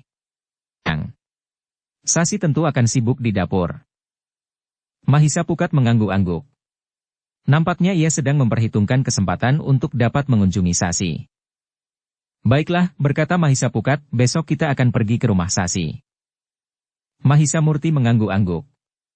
Katanya, jika demikian, aku besok tidak membawa Mahisa Semu dan Mahisa Amping keluar. Bukankah maksudmu besok sore? Ya. Besok sore aku akan berusaha untuk dapat meninggalkan tugasku barang sebentar. Mahisa Murti mengangguk-angguk. Itulah sebenarnya kepentingannya datang mengunjungi Mahisa Pukat. Namun sementara ia menyampaikan maksudnya, maka Mahisa Semu dan Mahisa Amping sempat melihat sebuah sanggar milik Istana Singasari yang disediakan bagi para bangsawan muda. Tetapi sanggar itu bukan satu-satunya sanggar. Mahisa Pukat menceritakan bahwa masih ada lagi satu sanggar di Kasatriyan. Lebih besar, lebih luas dan lebih lengkap dari sanggar itu. Sanggar yang diperuntukkan bagi para bangsawan yang sudah dewasa penuh. Bahkan mereka yang sudah berkeluarga pun masih juga mempergunakan sanggar itu. Mahisa Semu dan Mahisa Pukat sebenarnya ingin juga melihat sanggar itu. Tetapi Mahisa Pukat berkata, aku tidak bertugas di Kasatriyan di sisi kanan. Kasatriyan bagi para bangsawan yang sudah dewasa penuh yang berada di bawah bimbingan guru yang lain. Meskipun mereka masih juga berada di Kasatriyan, tetapi seakan-akan terdapat batas di antara kedua Kasatriyan itu. Mahisa Semu dan Mahisa Pukat memang agak menjadi kecewa. Tetapi bahwa mereka mendapat kesempatan melihat sanggar di Kasatriyan itu, sudah merupakan satu kesempatan yang sangat berharga. Demikianlah setelah beberapa saat lamanya mereka berada di Kasatriyan, maka Mahisa Murti pun segera minta diri. Di luar langit telah menjadi semakin suram, sementara lampu di sanggar pun telah dinyalakan oleh para pelayan. Di perjalanan pulang, Mahisa Amping tidak putus-putusnya bercerita tentang sanggar yang sangat lengkap itu. Bahkan katanya kemudian, sepekan aku di sini, maka ilmuku tentu sudah meningkat. Sepekan di sini ilmumu akan meningkat meskipun kau tidak diperkenankan masuk ke sanggar itu, bertanya Mahisa Semu. Mahisa Amping mengerutkan dahinya. Tetapi ia pun kemudian terdiam. Tetapi di kepalanya, sanggar itu masih saja tetap membayanginya. Sebenarnya Mahisa Semu juga masih membayangkan sanggar yang sangat lengkap itu. Tetapi ia sudah dapat memutar penalarannya, bahwa sanggar itu hanya dapat dilihatnya saja. Ia tidak akan mungkin dapat mempergunakan kelengkapan sanggar di Kasatriyan itu. Ketika mereka kemudian sampai di rumah Mahendra, maka mereka bertiga pun sempat berbincang-bincang tentang sanggar itu. Bahkan Mahendra ikut pula berbicara bersama mereka. Demikian Mahisa Amping menceritakan kekagumannya mengenai sanggar itu, Mahendra pun kemudian bertanya, apakah sebenarnya yang kau kagumi? Tentu karena jenis peralatannya yang bagus, baru dan jumlahnya cukup banyak. Nah, berkata Mahendra pula, kemudian kau harus menilai kegunaannya. Apakah untuk berlatih dan memahami salah satu unsur gerak harus dipergunakan peralatan yang bagus buatannya, mahal harganya dan dalam jumlah yang banyak? Bukankah palang kayu di sanggar Kasatriyan itu gunanya tidak lebih daripada palang bambu ulung yang ada di sanggarmu? Bahkan palang bambu di sanggarmu itu mempunyai kelebihan. Bambu ulung itu lebih lentur dari kayu yang dipergunakan di sanggar Kasatriyan. Dengan demikian maka untuk melatih keseimbangan, palang bambumu tentu lebih baik. Tetapi sudah tentu wujudnya palang bambu ulungmu tidak sebaik palang kayu itu. Juga bandul tarik di sanggarmu yang tidak lebih dari batu-batu hitam yang diikat dengan tambang. Sementara di Kasatriyan itu dipergunakan bandul-bandul besi yang terikat dengan rantai. Tetapi tambang ijuk itu akan memberikan kekuatan tersendiri pada kulit telapak tanganmu. Mahisa Amping mendengarkan keterangan Mahendra itu dengan bersungguh-sungguh. Demikian pula Mahisa Semu. Ternyata keduanya memahami keterangan itu. Betapapun jauh perbedaan yang nampak antara sanggar di Padepokan Bajra Seta dan sanggar di Kasatriyan itu, namun kegunaannya tentu tidak akan terlalu jauh berbeda. Dalam pada itu Mahendra masih memberikan beberapa contoh dan petunjuk, sehingga akhirnya Mahisa Semu dan Mahisa Amping tidak perlu merasa bahwa sanggarnya jauh lebih buruk dari sanggar yang ada di Kasatriyan. Apa yang dapat dilakukan di Kasatriyan itu dapat pula dilakukan di sanggar kalian di Padepokan. Yang tidak ada di sanggar kalian, dapat kalian ketemukan di alam terbuka. Di lereng-lereng bukit dan di hutan-hutan perdu atau pada saatnya kalian akan mencoba menyusupi hutan-hutan lebat. Mahisa Semu dan Mahisa Amping mengangguk-angguk pula. Sementara itu Mahisa Murti pun ikut mendengarkan keterangan ayahnya itu. Nampaknya kedua orang yang diakunya sebagai adiknya itu dapat mengerti maksud ayahnya. Sementara itu Mahendra pun berkata, kakakmu Mahisa Pukat ternyata juga tidak mempercayakan latihan-latihan bagi bangsawan muda itu sekedar dilakukan di sanggar. Mahisa Pukat setiap kali juga membawa murid-muridnya keluar dari istana pergi ke bukit-bukit kecil untuk melakukan latihan-latihan khusus. Udara terbuka, panas matahari dan angin yang bertiup, tentu memberikan kelebihan tersendiri bagi mereka. Seandainya latihan-latihan itu hanya dilakukan di sanggar saja, maka panas matahari akan dapat menjadi musuh utama. Demikian pula udara dingin, angin kencang dan debu. Mahisa Semu dan Mahisa Amping mengangguk-angguk. Mereka tahu bahwa tubuh seseorang yang kurang mendapat sinar matahari akan menjadi kurang tegar. Jika seseorang yang demikian terlibat dalam pertempuran di siang hari di bawah panasnya matahari, maka keringatnya akan cepat terperas habis sebagaimana tenaganya. Bahkan yang mungkin akan membunuhnya bukan lawannya, tetapi panas matahari itu sendiri. Keterangan yang diberikan oleh Mahendra itu telah membesarkan hati anak-anak muda itu. Mereka tidak lagi merasa bahwa keterbatasan yang ada di sanggar Padepokan Bajra Seta akan membuat mereka tidak dapat maju pesat sebagaimana para bangsawan muda yang ada di Kasatriyan. Dengan demikian, maka setelah mereka makan malam dan beristirahat sejenak, Mahisa Semu dan Mahisa Amping mulai berbicara di antara mereka berdua. Mereka mulai membuat perbandingan-perbandingan antara peralatan yang ada di sanggar di Kasatriyan dengan alat-alat yang ada di sanggar Padepokan Bajra Seta. Ternyata bahwa apa yang ada di Kasatriyan ada pula di sanggar mereka. Meskipun wujudnya lebih sederhana bahkan agak lain wujudnya, namun kegunaannya dapat dianggap sama. Dengan demikian maka apa yang dapat dilakukan oleh para bangsawan muda di sanggar mereka, dapat pula mereka lakukan di sanggar mereka di Padepokan Bajra Seta. Dengan kesimpulan itu, maka ketika keduanya membaringkan diri di pembaringan, mereka pun segera dapat tidur nyenyak. Namun Mahisa Murtilah yang masih berbincang untuk waktu yang cukup lama dengan ayahnya. Mahisa Murti juga membicarakan kelebihan peralatan yang ada di sanggar di Kasatriyan itu.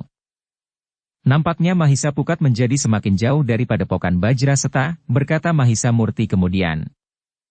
Mahendra mengangguk-angguk. Katanya, sudahlah Mahisa Murti. Aku kira kau sendiri mampu membina dan mengembangkan Padepokan Bajra Seta. Memang kepergian Mahisa Pukat merupakan satu persoalan tersendiri bagimu. Namun persoalan itu tentu akan dapat kau atasi. Kau, Mahisa Semu dan Mahisa Amping yang di masa datang akan dapat membantumu. Bahkan Wantilan yang meskipun perkembangan ilmu termasuk lambat justru karena ia terlambat mulai setelah diketahui bahwa seseorang sengaja memutarbalikkan susunan pengetahuannya tentang olah kanuragan, tetapi ia dapat membantumu mengatur padepokanmu. Mahisa Murti mengangguk-angguk. Dari sorot matanya, ada sesuatu yang ingin dikatakannya. Tetapi Mahisa Murti hanya menarik nafas saja dalam-dalam. Tetapi Mahendra yang sudah mengendap itu agaknya tanggap akan maksud Mahisa Murti. Karena itu meskipun Mahisa Murti tidak mengatakan sesuatu, namun Mahendra itu pun berkata, Murti. Memang tidak dapat diperbandingkan, membina Padepokan Bajra Seta dengan tugas-tugas di Kasatriyan. Di Kasatriyan, kebutuhan apapun telah disediakan. Kebutuhan peralatan untuk latihan. Kebutuhan bahan-bahan yang akan mendukung latihan-latihan di sanggar maupun di alam terbuka. Sedangkan di Padepokan segala sesuatunya sangat terbatas. Tetapi usaha untuk mengatasi keterbatasan itu pun merupakan satu keterampilan tersendiri. Meskipun para bangsawan sekalipun, mereka tidak akan selalu terpenuhi setiap kebutuhannya. Dalam keadaan yang sempit, maka para bangsawan tidak terbiasa untuk memecahkannya dan mengatasinya. Karena itu seperti yang aku katakan kepada Mahisa Semu dan Mahisa Amping, Padepokan Bajra Seta tidak akan lebih buruk hasilnya daripada Kasatriyan Singasari. Apalagi keduanya diasuh oleh orang yang memiliki tataran yang sama pula. Mahisa Murti mengangguk-angguk. Namun bahwa Mahisa Pukat tidak akan kembali lagi ke Padepokan itu adalah persoalan pribadi yang sulit untuk dikesampingkan. Rasa-rasanya Padepokan memang menjadi sepi. Sementara itu luka di hati Mahisa Murti masih sering terasa nyerinya. Apalagi ketika tiba-tiba saja ia bertemu dengan Sasi. Namun seperti yang pernah dijanjikannya di dalam hati, bahwa ia tidak akan terjerembab jatuh karena persoalan yang membebani perasaannya itu. Ketika kemudian Mahisa Murti berbaring di pembaringannya, maka angan-angannya masih dibelit oleh kegelisahannya itu. Namun akhirnya Mahisa Murti itu pun tertidur pula. Di hari berikutnya Mahisa Murti masih sempat membawa Mahisa Semu dan Mahisa Amping berjalan-jalan. Namun di sore hari, betapapun beratnya, Mahisa Murti tidak dapat mengelak lagi. Bersama Mahisa Pukat ia pergi ke rumah Sasi. Seperti pesan Sasi, maka Mahisa Semu dan Mahisa Amping telah diajaknya pula betapa Mahisa Murti berusaha menguasai perasaannya. Tidak seorang pun boleh mengetahuinya, bahwa perjumpaannya dengan Sasi itu telah membuat lukanya nyeri kembali. Hanya karena kesiapan jiwaninya yang membaja, maka Mahisa Murti dapat mengatasinya. Tetapi saat-saat yang tidak terlalu lama itu merupakan saat-saat yang menyiksanya. Ternyata Sasi, Mahisa Pukat, Mahisa Semu dan Mahisa Amping sama sekali tidak melihat kesan apapun pada Mahisa Murti. Ketika Arya Kuda Cemani ikut menemuinya, maka sikap Mahisa Murti pun nampak wajar-wajar saja. Ketika kunjungan itu sudah terhitung lama, maka mereka pun telah minta diri. Mahisa Amping masih sempat mereguk minuman yang dihidangkan baginya sampai tetes yang terakhir. Namun Mahisa Murti telah minta diri pula, bahwa mungkin ia tidak akan sempat berkunjung lagi sampai saatnya ia kembali ke Padepokan Bajraseta. "Apa saja yang kau lakukan di sini sehingga kau tidak sempat lagi singgah?" bertanya Sasi. Pertanyaan itu memang sulit untuk dijawab. Tetapi ia pun menjawab, "Aku masih harus melihat-lihat peralatan pertanian yang ada di pasar. Aku harus mendapatkan beberapa jenis alat yang terbaik yang dapat aku pergunakan di Padepokan Bajraseta." Sasi mengangguk-angguk. Tetapi ia masih berkata, "Meskipun demikian, jika mungkin kau harus singgah lagi Kakang." Mahisa Murti tersenyum. Katanya, "Aku tinggal 1 atau 2 hari saja berada di kota raja. Aku sudah melampaui batas yang aku janjikan kepada orang-orang padepokanku. Ketika aku berangkat, aku berjanji bahwa perjalananku ke Singasari tidak akan lebih dari 5 hari termasuk perjalanan berangkat dan kembali. Tetapi aku sudah 5 hari berada di sini." "Ah, bukankah kau tidak mesti setahun sekali berkunjung ke kota raja?" bertanya Sasi. "Tentu lebih dari itu. Aku sering berkunjung ke kota raja," jawab Mahisa Murti. "Jika kau datang ke kota raja, kau memang harus singgah," minta Sasi. Mahisa Pukat mengangguk-angguk sambil menjawab, "Ya, ya Sasi.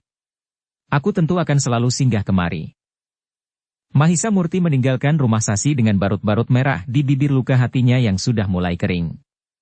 Tetapi seperti sebelumnya, secara jiwani, Mahisa Murti memang mempunyai ketahanan yang sangat tinggi. Berempat mereka meninggalkan rumah Arya Kuda Cemani. Sasi mengantar mereka sampai ke regol halaman. Dilepasnya tamu-tamunya sampai hilang di kelok jalan. Mahisa Pukat sempat singgah sebentar di rumah ayahnya. Namun kemudian ia pun kembali ke Kasatriyan, tempat ia bertugas. "Besok aku akan menghadap Pangeran Kuda Pratama," berkata Mahisa Murti ketika Mahisa Pukat minta diri. "Apakah kau sudah akan kembali ke Padepokan?" "Ya," jawab Mahisa Murti.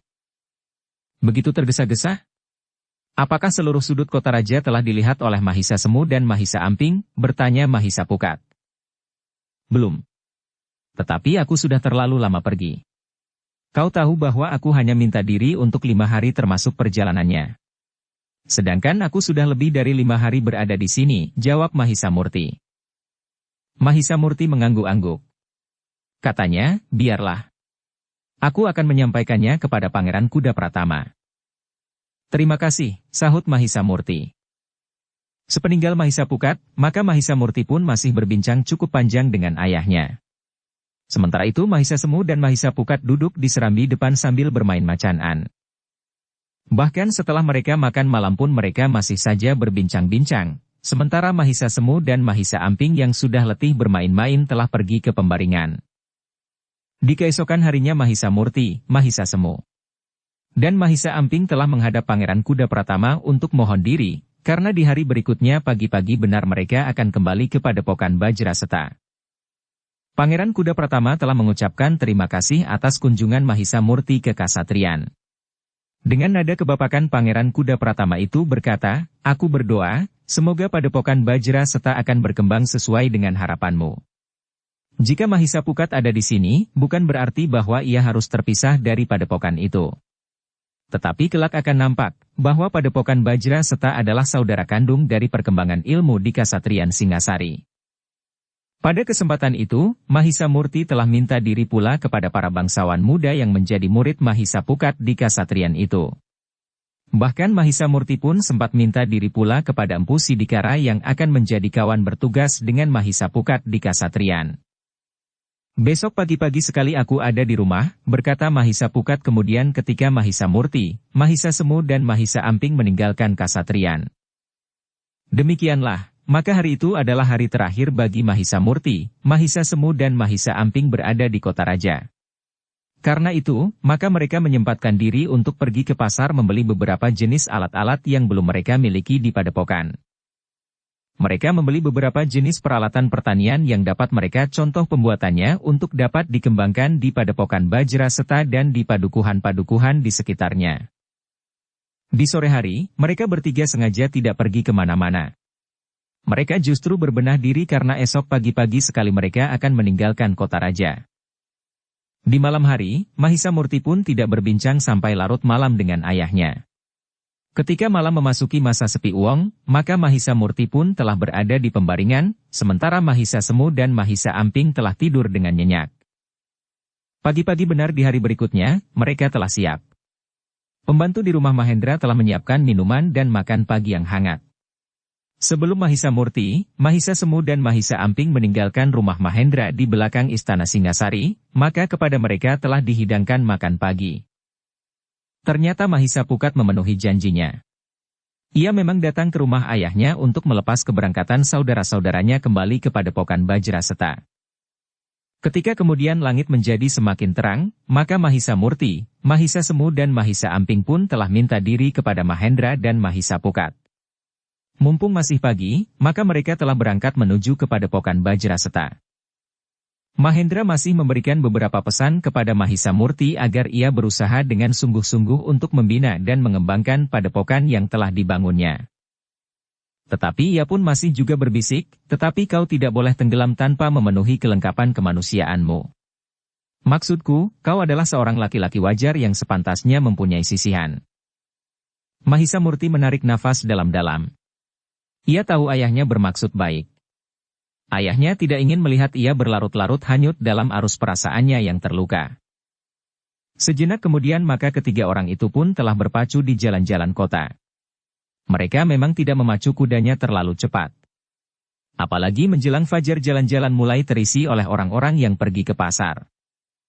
Baru ketika mereka berada di luar gerbang kota, maka mereka mempercepat derap kuda mereka, meskipun masih harus, atap berhati-hati karena jalan-jalan pun mulai dialiri oleh orang-orang yang membawa barang-barang dagangannya ke pasar pula. Perjalanan mereka adalah perjalanan yang segar. Matahari mulai membayangi langit dengan cahayanya yang merah kekuning-kuningan. Angin pun mulai mengusik dedaunan.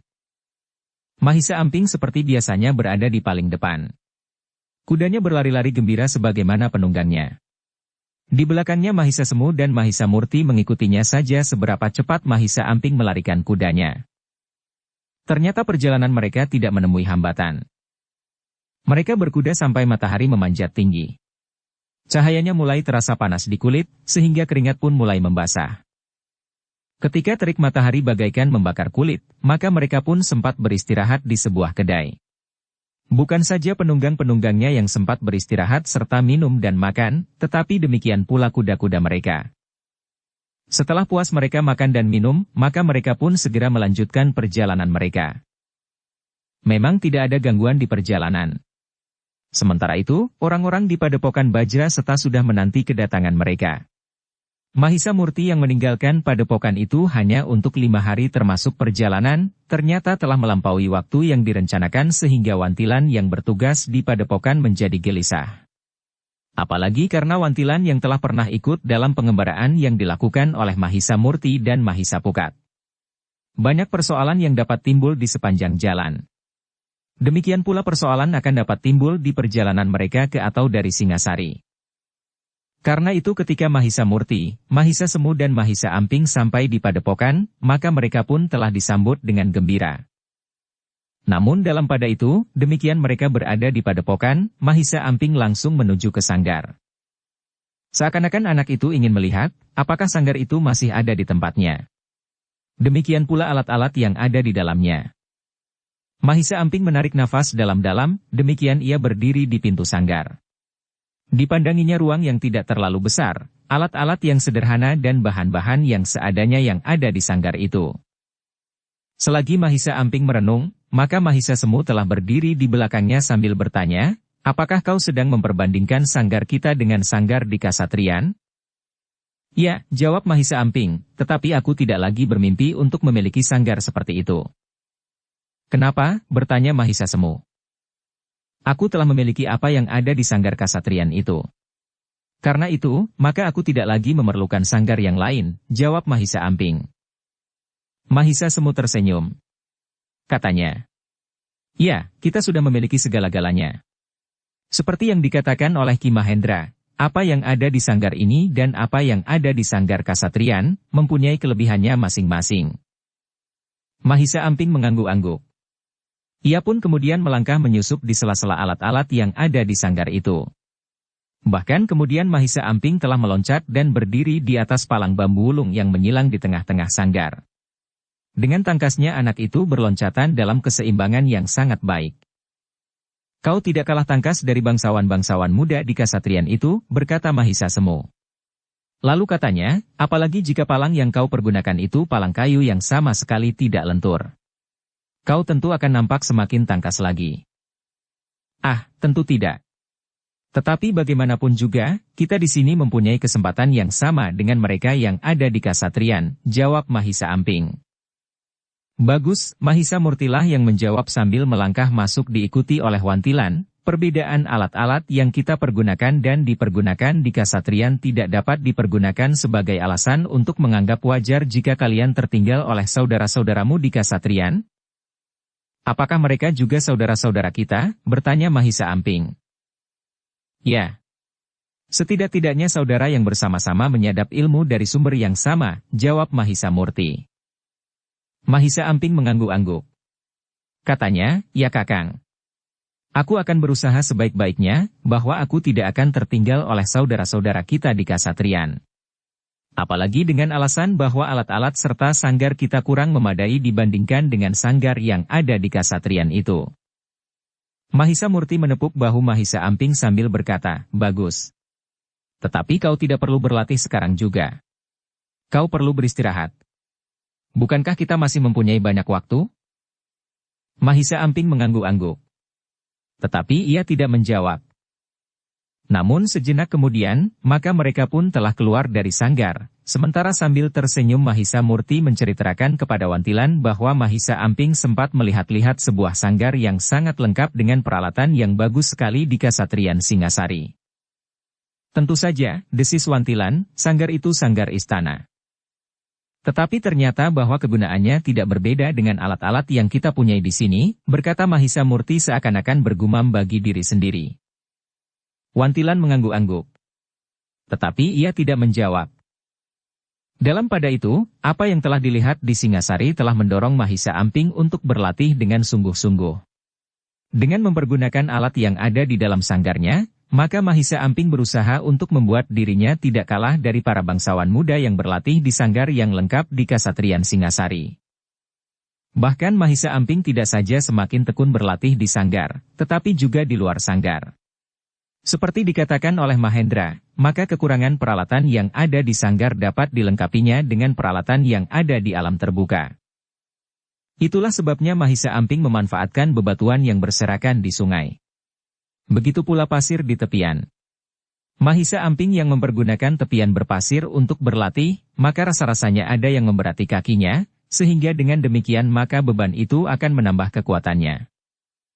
Mahisa Semu yang semula memperhatikan dorongan kemauan Mahisa Amping untuk berlatih lebih keras, ternyata ia pun telah melakukannya pula di luar sadarnya. Sehingga karena itu, maka kedua orang itu pun telah bekerja lebih keras dari saat-saat sebelumnya. Mahisa Murti yang mengasuh mereka melihat kegiatan yang meningkat dari keduanya tanpa diperintahkannya. Karena itu, yang dilakukan oleh Mahisa Murti adalah sekedar mengarahkannya. Namun demikian, Mahisa Murti itu selalu hadir jika Mahisa Semu dan Mahisa Amping melakukan latihan-latihan di tempat yang berbahaya, Karena keduanya sering berada di lereng-lereng pebukitan yang meskipun tidak terlalu tinggi, tetapi terjal. Bahkan sebagaimana pernah dilakukannya, maka Mahisa Semu dan Mahisa Amping semakin memperhatikan tingkah laku binatang-binatang liar. Apalagi ketika Mahisa Murti justru mendorong mereka untuk melakukan hal itu. Pada kesempatan-kesempatan tertentu, maka Mahisa Semu dan Mahisa Amping sempat melihat sekelompok kera yang ada di pinggir hutan yang lebat. Mereka pun memperhatikan bagaimana seekor ular merunduk mangsanya. Dengan kagum mereka melihat seekor tikus tanah dengan cerdik membelakangi seekor ular yang akan menyergapnya dengan menaburkan tanah berpasir dengan kaki belakangnya ke arah mata ular itu, sehingga tikus itu terlepas dari maut. Tetapi kadang-kadang dengan hati yang nyeri keduanya menyaksikan seekor kelinci yang tidak mampu menyelamatkan diri dari terkaman seekor burung elang yang buas. Elang yang terbang berputaran, namun yang tiba-tiba saja menukik menyambar mangsanya dengan kuku-kukunya yang tajam. Tetapi pada kesempatan lain, mereka melihat seekor elang yang harus melarikan diri karena merasa tidak mampu melawan seekor burung serigunting yang lebih kecil. Tetapi ternyata burung serigunting itu mampu bergerak dengan lincah dan tangkasnya. Burung serigunting itu dapat menyerang seekor elang yang bergerak lamban menurut ukuran kecepatan gerak seekor burung serigunting, dari segala arah. Dengan memperhatikan tingkah laku binatang-binatang liar itu, maka Mahisa Semu dan Mahisa Amping akan dapat memperkaya unsur-unsur gerak yang telah dimilikinya dengan warna-warna baru tanpa meninggalkan watak dan sifat pokoknya. Kebiasaan itu ternyata kadang-kadang telah membawa Mahisa Semu dan Mahisa Pukat menempuh jarak yang cukup jauh dari padepokannya. Mahisa Murti yang tidak melepaskan tanggung jawabnya, kadang-kadang telah mengikut mereka pula. Meskipun demikian Mahisa Murti tidak membiarkan mereka melupakan waktu-waktu latihan mereka di sanggar. Namun adalah di luar pengetahuan mereka, bahwa seorang pengembara ternyata menaruh perhatian terhadap Mahisa Amping. Dengan wajah yang nampak bersungguh-sungguh, orang itu berusaha untuk selalu mengamati Mahisa Amping yang sering berlatih di luar sanggar. Hampir setiap hari orang itu duduk tidak terlalu jauh dari pintu gerbang sanggar Padepokan Bajraseta. Jika Mahisa Semu dan Mahisa Amping keluar dari pintu gerbang, maka tanpa setahu keduanya, orang itu telah mengikutinya kemana saja keduanya pergi. Bahkan ketika keduanya keluar bersama Mahisa Murti pun orang itu selalu mengikutinya. Adalah satu hal yang sangat sulit dimengerti, jika orang itu mampu melepaskan diri dari tangkapan indera Mahisa Murti, bahwa orang itu selalu mengikutinya. Orang yang sudah menjelang hari-hari tuanya itu tertarik sekali melihat ketangkasan Mahisa Amping serta perhatiannya yang bersungguh-sungguh terhadap binatang-binatang liar. Mahisa Murti, meskipun pernah melihat orang itu, tetapi ternyata orang itu luput dari perhatiannya. Justru karena orang itu pada wujud lahiriahnya adalah seorang tua yang cacat tubuh. Tangannya tidak lengkap sebagaimana tangan orang kebanyakan. Jari-jari di sebelah tangannya tidak lengkap. Kecelakaan yang menimpanya di masa ia masih kanak-kanak telah menyebabkan 4 jarinya patah. Sementara itu, wajahnya pun nampak keras dan kasar. Beberapa gores luka nampak di kening dan pipinya. Bahkan juga di dahinya. Namun justru karena itu, maka orang itu nampak seorang yang menggetarkan jantung mereka yang baru untuk pertama kali menyaksikannya. Dengan telaten orang itu mengamati Mahisa Semu dan Mahisa Amping. Namun ketajaman penglihatan batinnya, mengatakan kepadanya bahwa anak muda yang sering mengikuti keduanya adalah anak muda yang berilmu sangat tinggi. Ternyata orang itu berniat menunggu satu kesempatan kedua orang anak itu keluar dari Padepokan Bajraseta tanpa anak muda yang berilmu tinggi itu. Setelah menunggu beberapa lama, maka pada satu hari, orang itu melihat Mahisa Semu dan Mahisa Amping hanya berdua saja keluar dari Padepokan. Di pintu gerbang Mahisa Murti berpesan, agar mereka tidak terlalu lama pergi. Sebelum makan siang, kalian harus sudah berada di Padepokan lagi, berkata Mahisa Murti. Iya, Kakang. Kami tidak akan terlalu lama. Kami akan pergi ke sungai, jawab Mahisa Semu. Namun demikian mereka berjalan meninggalkan Padepokan, maka orang yang selalu memperhatikannya dari kejauhan itu pun mengikutinya pula. Mahisa Semu dan Mahisa Amping memang pergi ke sungai. Keduanya, seperti biasanya melakukan latihan khusus. Mereka berlatih di atas sebongkah batu hitam yang licin. Dengan kemampuan mereka menjaga keseimbangan maka mereka dengan tangkasnya berlatih saling menyerang dan bertahan. Mahisa Semu yang lebih besar dan memiliki bekal yang lebih banyak, berusaha untuk menyesuaikan diri dengan kemampuan Mahisa Amping. Dari kejauhan sepasang mata memang memperhatikan kedua orang yang sedang berlatih itu. Seorang remaja yang sudah menjelang dewasa dengan seorang yang memang masih remaja. Luar biasa, desis orang itu, anak itu memang luar biasa. Ia memiliki bekal yang sangat berharga untuk masa depannya sebagai seorang yang mendalami olah kanuragan. Yang lebih besar itu pun memiliki kelebihan dari yang lain. Tetapi aku hanya memerlukan satu orang saja. Perlahan-lahan orang itu mendekat. Wajahnya yang keras dan kasar, serta diwarnai dengan goresan-goresan bekas luka, nampak bersungguh-sungguh. Aku harus mendapatkannya. Ia akan dapat menjadi tempat untuk menuangkan ilmuku. Hari-hariku semakin sempit karena umurku yang merambat semakin tua, gumam orang itu. Untuk beberapa saat orang itu duduk di atas tanggul sambil melihat Mahisa Semu dan Mahisa Amping berlatih di atas sebongkah batu. Mereka berloncatan dengan cepat. Mereka melontarkan serangan-serangan dan menghindar. Namun kaki mereka seakan-akan dapat melekat pada batu hitam yang licin itu. Orang yang ada di atas tanggul itu memperhatikan Mahisa Semu dan Mahisa Amping yang masih saja berlatih. Jika sekali-sekali serangan salah seorang di antara mereka mendorong lawannya, maka salah seorang di antara mereka telah terjatuh ke dalam air. Namun dengan tangkasnya mereka segera bangkit dan meloncat kembali ke atas batu itu. Demikianlah terjadi beberapa kali. Meskipun salah seorang di antara mereka yang terdorong oleh serangan itu merasa kesakitan, namun ada juga kegembiraannya jika yang terkena serangan itu terjatuh ke dalam air. Tubuhnya merasa segar sehingga ketika ia sudah berdiri lagi di atas batu itu, maka segera latihan itu telah berlangsung pula. Orang yang menyaksikan latihan itu dari atas tanggul kadang-kadang menjadi tegang. Tetapi kadang-kadang ia tertawa. Namun ketika Mahisa Amping jatuh ke dalam air, namun dengan cepat ia bangkit dan mengibaskan air di tubuhnya, selanjutnya dengan cepat pula meloncat naik ke atas batu, maka orang itu tidak dapat menahan diri. Sambil bertepuk ia berkata, "Bagus, bagus sekali." Mahisa Semu dan Mahisa Amping pun terkejut. Latihan itu pun dengan serta-merta telah terhenti. Mahisa Semu dan Mahisa Pukat segera berpaling dan memandang ke atas tanggul.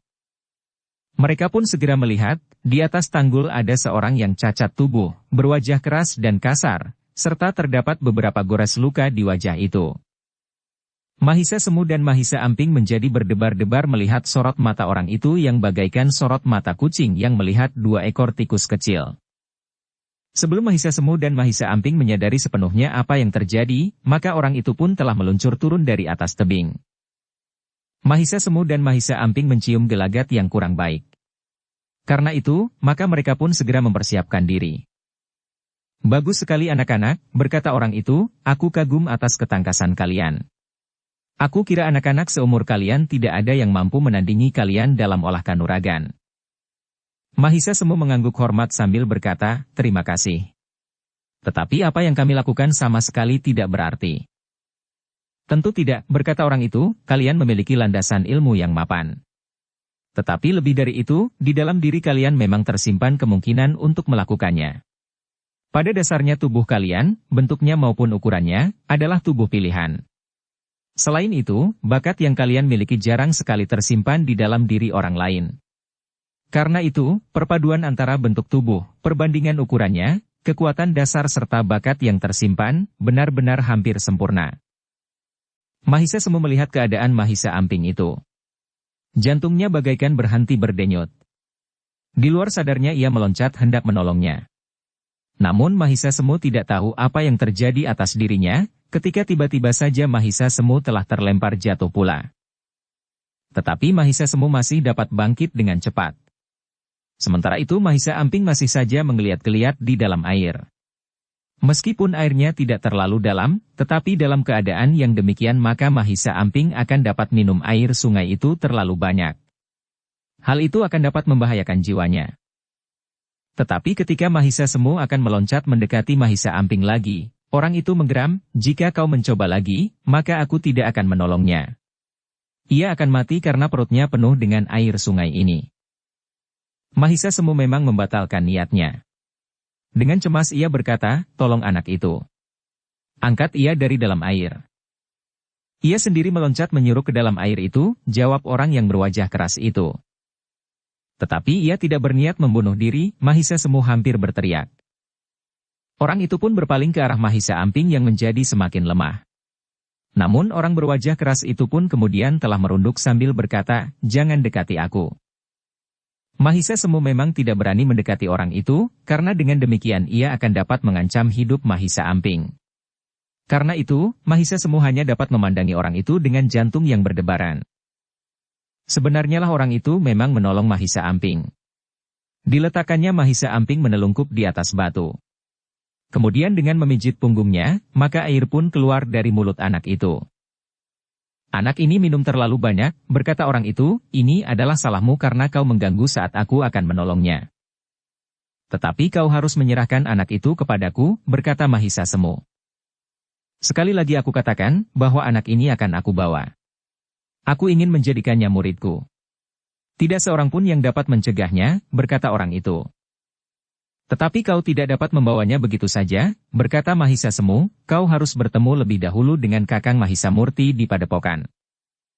"Itu tidak perlu," berkata orang itu, "kau dapat mengatakan kepada kakakmu yang kau sebut bernama Mahisa Murti itu." "Apakah kau takut bertemu dengan kakakku itu?" bertanya Mahisa Semu. Tetapi orang itu tertawa. Katanya, "Kau memang cerdik. Kau ingin mengungkit harga diriku agar aku mau bertemu dengan kakakmu itu. Tetapi aku memang tidak merasa perlu menemuinya. Pada kesempatan lain, setelah aku menyimpan anak yang memiliki bekal yang hampir sempurna ini, aku memang akan menemui kakakmu. Jika perlu, maka aku akan membuat perhitungan. Jika kakakmu tetap tidak mau mengerti, mungkin aku akan membunuhnya, meskipun ia berilmu sangat tinggi." Mahisa Semu memang tidak mempunyai cara lain. Sementara itu orang itu berkata lagi, "Sudahlah. Ikhlaskan adikmu itu. Tetapi ketahuilah, bahwa kau sendiri memang memiliki kelebihan yang jarang ada duanya. Tetapi sayang bahwa aku hanya ingin mempunyai seorang murid saja." Orang itu tidak berkata lebih lanjut. Tetapi ia pun kemudian berjalan menepi dan kemudian naik ke tepian berpasir. Mahisa Semu yang mengikutinya tidak menyia-nyiakan kesempatan itu. Demikian orang itu tidak lagi berada di aliran sungai, maka Mahisa Semu pun segera menyerangnya. Tetapi serangannya memang tidak ada artinya. Justru Mahisa Semu itulah yang terlempar dan jatuh di pasir tepian. Untunglah bahwa pasir tepian itu telah membantunya sehingga tulang punggungnya tidak patah karenanya. Mahisa Semu menggeram. Ia tidak tahu apa yang sebaiknya dilakukan. Namun untuk beberapa saat lamanya ia mengikuti saja orang yang membawa Mahisa Amping itu naik ke atas tanggul. "Jangan ikuti aku," berkata orang itu, "jika kau berkeras kepala, maka aku akan dapat menjadi marah." "Aku tidak rela kau membawa adikku," Mahisa Semu berteriak. Tetapi orang itu berkata, "Adikmu masih sangat lemah. Ia masih pingsan. Jangan membuat adikmu justru mati."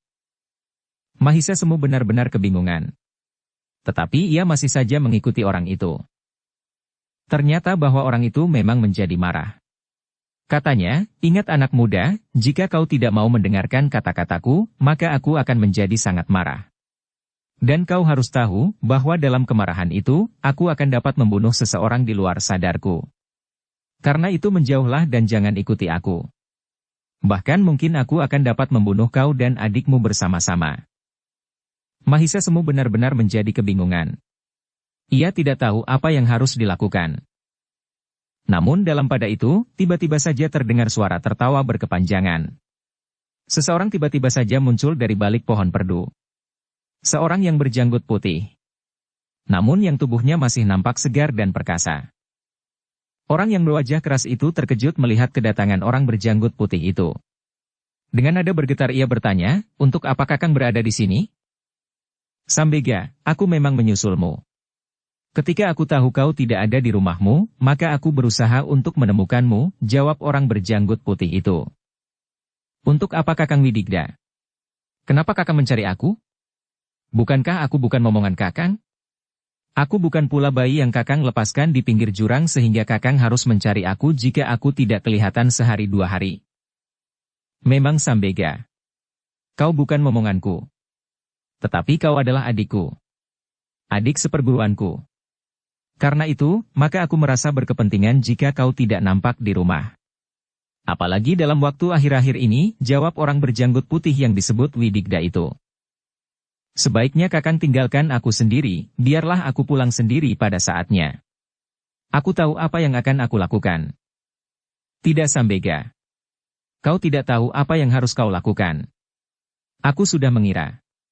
Dan ternyata aku memang menemukan kau sedang melakukan apa yang tidak kau ketahui itu. Kakang Widigda tidak usah mencampuri persoalanku. Kakang Widigda memang kakak seperguruanku. Tetapi Kakang tidak dapat mencampuri persoalanku sampai ke persoalan pribadi yang paling dalam, berkata Sambega, tidak Sambega. Guru pernah berpesan kepadaku bahwa kita harus saling membantu. Saling mengingatkan jika seorang di antara kita lupa. Saling menunjukkan kesalahan jika kita melakukan kesalahan itu. Kita harus saling berkata benar, bukan saling membenarkan meskipun kita melakukan kesalahan, jawab Widigda. Apa maksud Kakang, aku telah melakukan kesalahan itu, bertanya Sambega. Menurut penglihatanku, kau memang telah melakukan kesalahan itu. Kau tidak boleh mengganggu anak-anak yang sedang bermain itu, jawab Widigda. Aku tidak mengganggu mereka. Aku justru berniat baik. Aku ingin membuat anak ini menjadi seorang yang pilih tanding. Seorang yang tidak ada duanya di Singasari ini. Aku puji niatmu. Tetapi apakah caramu itu sudah benar? Bertanya Widigda. Kakang.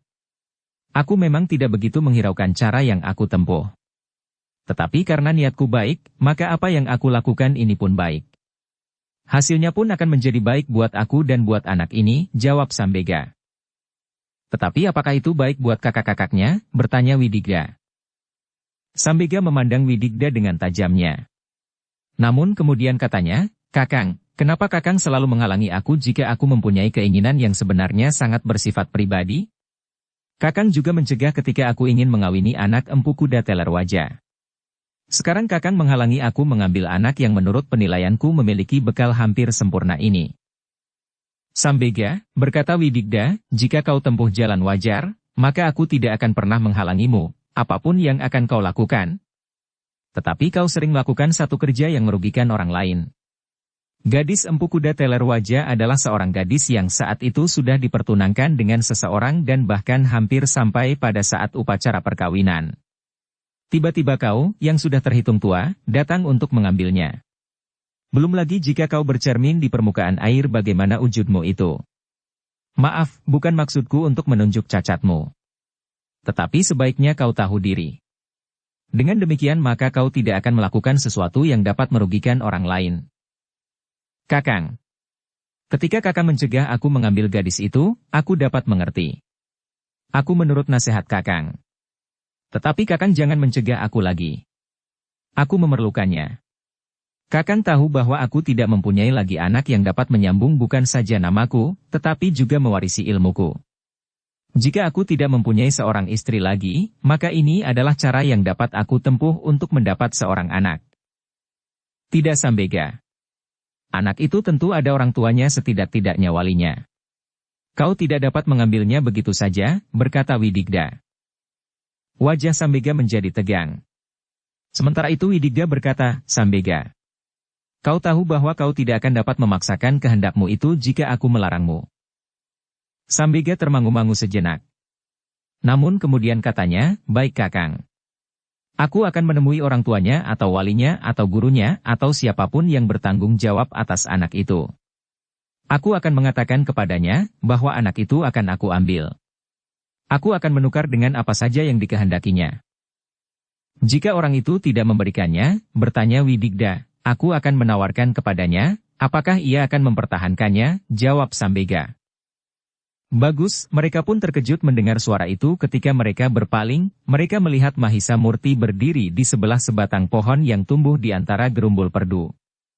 Anak itu adalah adikku. Aku akan mempertahankannya dengan cara apapun yang kau kehendaki. Meskipun aku tahu, cara yang paling buruk yang kau tempuh itu adalah cara yang sama dengan cara yang dipergunakan oleh seorang perampok untuk mendapatkan apa yang dikehendakinya. Sambega menjadi merah. Diletakannya Mahisa Amping sambil menggeram, kau ternyata seorang laki-laki sejati. Aku senang mendengar kesediaanmu untuk mempertaruhkan kemampuanmu mempertahankan adikmu. Untuk mencegah niatmu, aku memang tidak mempunyai cara lain, jawab Mahisa Murti. Tetapi sebelumnya aku ingin memberikan sedikit keterangan kepadamu, kenapa aku menginginkan adikmu. Aku sudah mendengar Kisanak, jawab Mahisa Murti, kau memerlukan seseorang untuk mewarisi ilmumu. Tetapi kau sudah diperingatkan oleh saudara seperguruanmu sendiri, bahwa cara yang kau tempuh itu adalah keliru.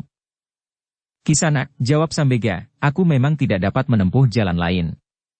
Jika aku datang kepadamu dan minta agar kau memberikan adikmu tentu akan berkeberatan. Sementara itu, aku sangat memerlukannya. Apakah tidak ada orang lain di bawah hamparan langit yang demikian luasnya itu selain adikku? Bertanya Mahisa Murti. Adikmu adalah seorang anak yang memiliki bekal yang hampir sempurna. Sebenarnya lah aku belum pernah bertemu dengan seorang anak yang memiliki bekal seperti anak ini, jawab Sambega. Apakah jika demikian kau merasa berhak untuk mengambilnya? Bertanya Mahisa Murti. Orang itu menunduk dalam-dalam. Sementara Widigda berkata, sudahlah Sambega. Marilah kita pulang.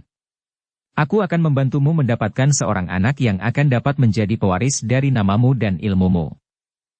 Sambega terduduk di atas seonggok batu padas. Sementara Mahisa Murti melangkah mendekati Mahisa Amping yang mulai menggeliat bangkit. Demikian pula Mahisa Semu. Ia pun segera berlari mendekati adiknya. Untuk beberapa saat Mahisa Amping memang kebingungan.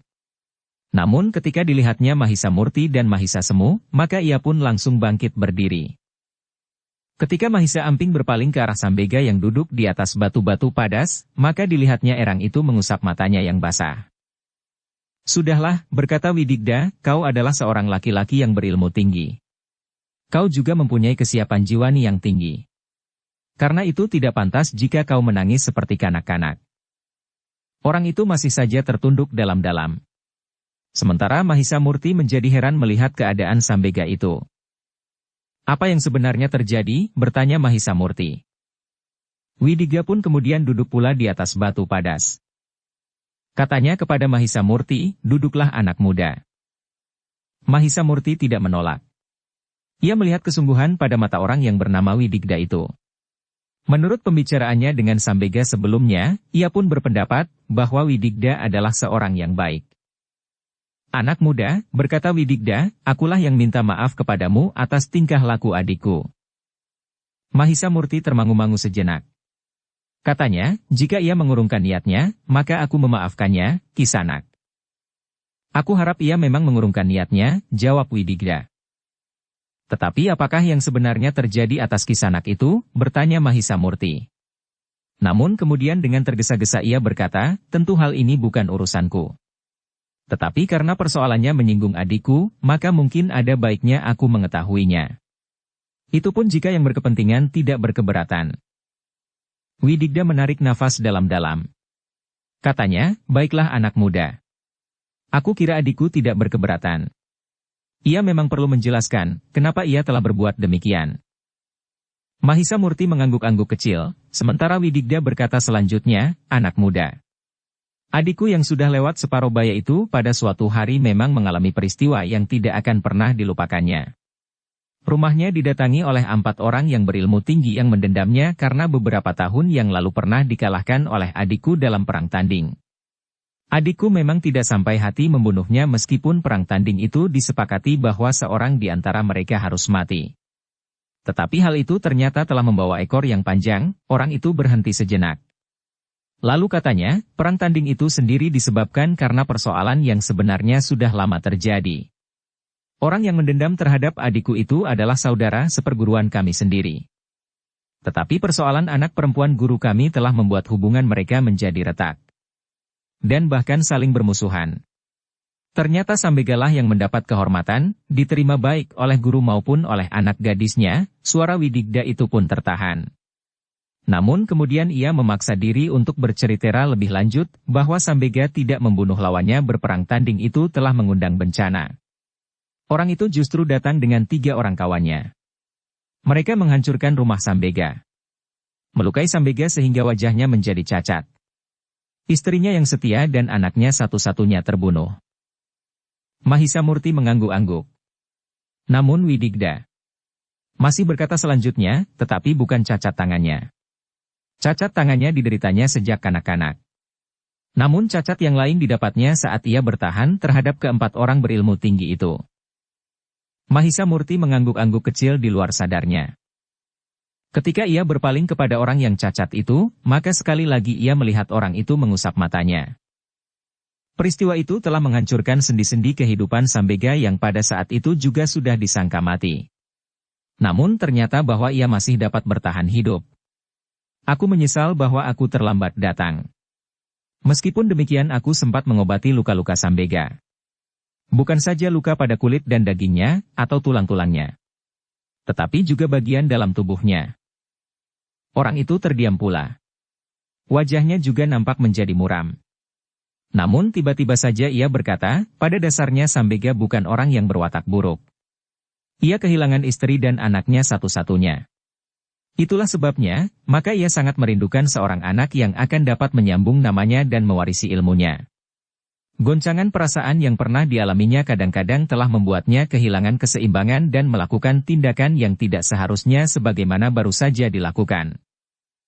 Mahisa Murti masih saja mengangguk-angguk kecil. Sementara itu Widigda masih bercerita selanjutnya, bahkan ia juga pernah berniat mengambil seorang gadis yang sudah dekat dengan hari perkawinannya. Ia tiba-tiba saja menjadi sangat rindu kepada istrinya yang terbunuh bersama anaknya. Adalah kebetulan bahwa wajah gadis itu sangat mirip dengan istrinya. Mahisa Murti menarik nafas dalam-dalam. Bahkan ia pun kemudian berdesis, "Aku minta maaf Kisanak. Aku tidak tahu latar belakang kehidupan Ki Sambega. Yang aku lihat hanyalah wujud lahiriahnya saja. Keras, kasar dan cacat-cacat di wajahnya dan bahkan jari-jari tangannya. Aku mengira bahwa Ki Sambega adalah seorang penjahat yang sudah terlalu sering mengalami benturan kekerasan sehingga wajahnya menjadi cacat sebagaimana tubuhnya." "Kau tidak bersalah anak muda," jawab Widigda, "bahkan aku merasa sangat hormat akan sikapmu. Demikian besar perlindungan yang kau berikan terhadap adik-adikmu sehingga tanpa menghitung akibat yang dapat terjadi. Bukankah itu sudah menjadi kewajibanku? Aku adalah saudara yang tertua. Bukankah aku bertanggung jawab terhadap keselamatan adik-adikku?" sahut Mahisa Murti. "Baiklah Kisanak," berkata Widigda, "kami serahkan kembali adikmu dalam keadaan selamat." "Terima kasih. Aku minta maaf, bahwa dalam hal ini aku tidak dapat membantu Ki Sambega," sahut Mahisa Murti. Namun kemudian katanya, "Tetapi jika Kisanak berdua berkenan, aku ingin mempersilahkan Kisanak untuk singgah di padepokan kami. Padepokan Bajraseta." Kedua orang itu saling berpandangan sejenak. Yang kemudian menjawab adalah Widigda, "Baiklah Kisanak. Kami mengucapkan terima kasih bahwa kami diizinkan untuk singgah di padepokan Kisanak." Bersambung ke bab 174. Dukung kami dengan subscribe, follow, like, komen dan share. Terima kasih.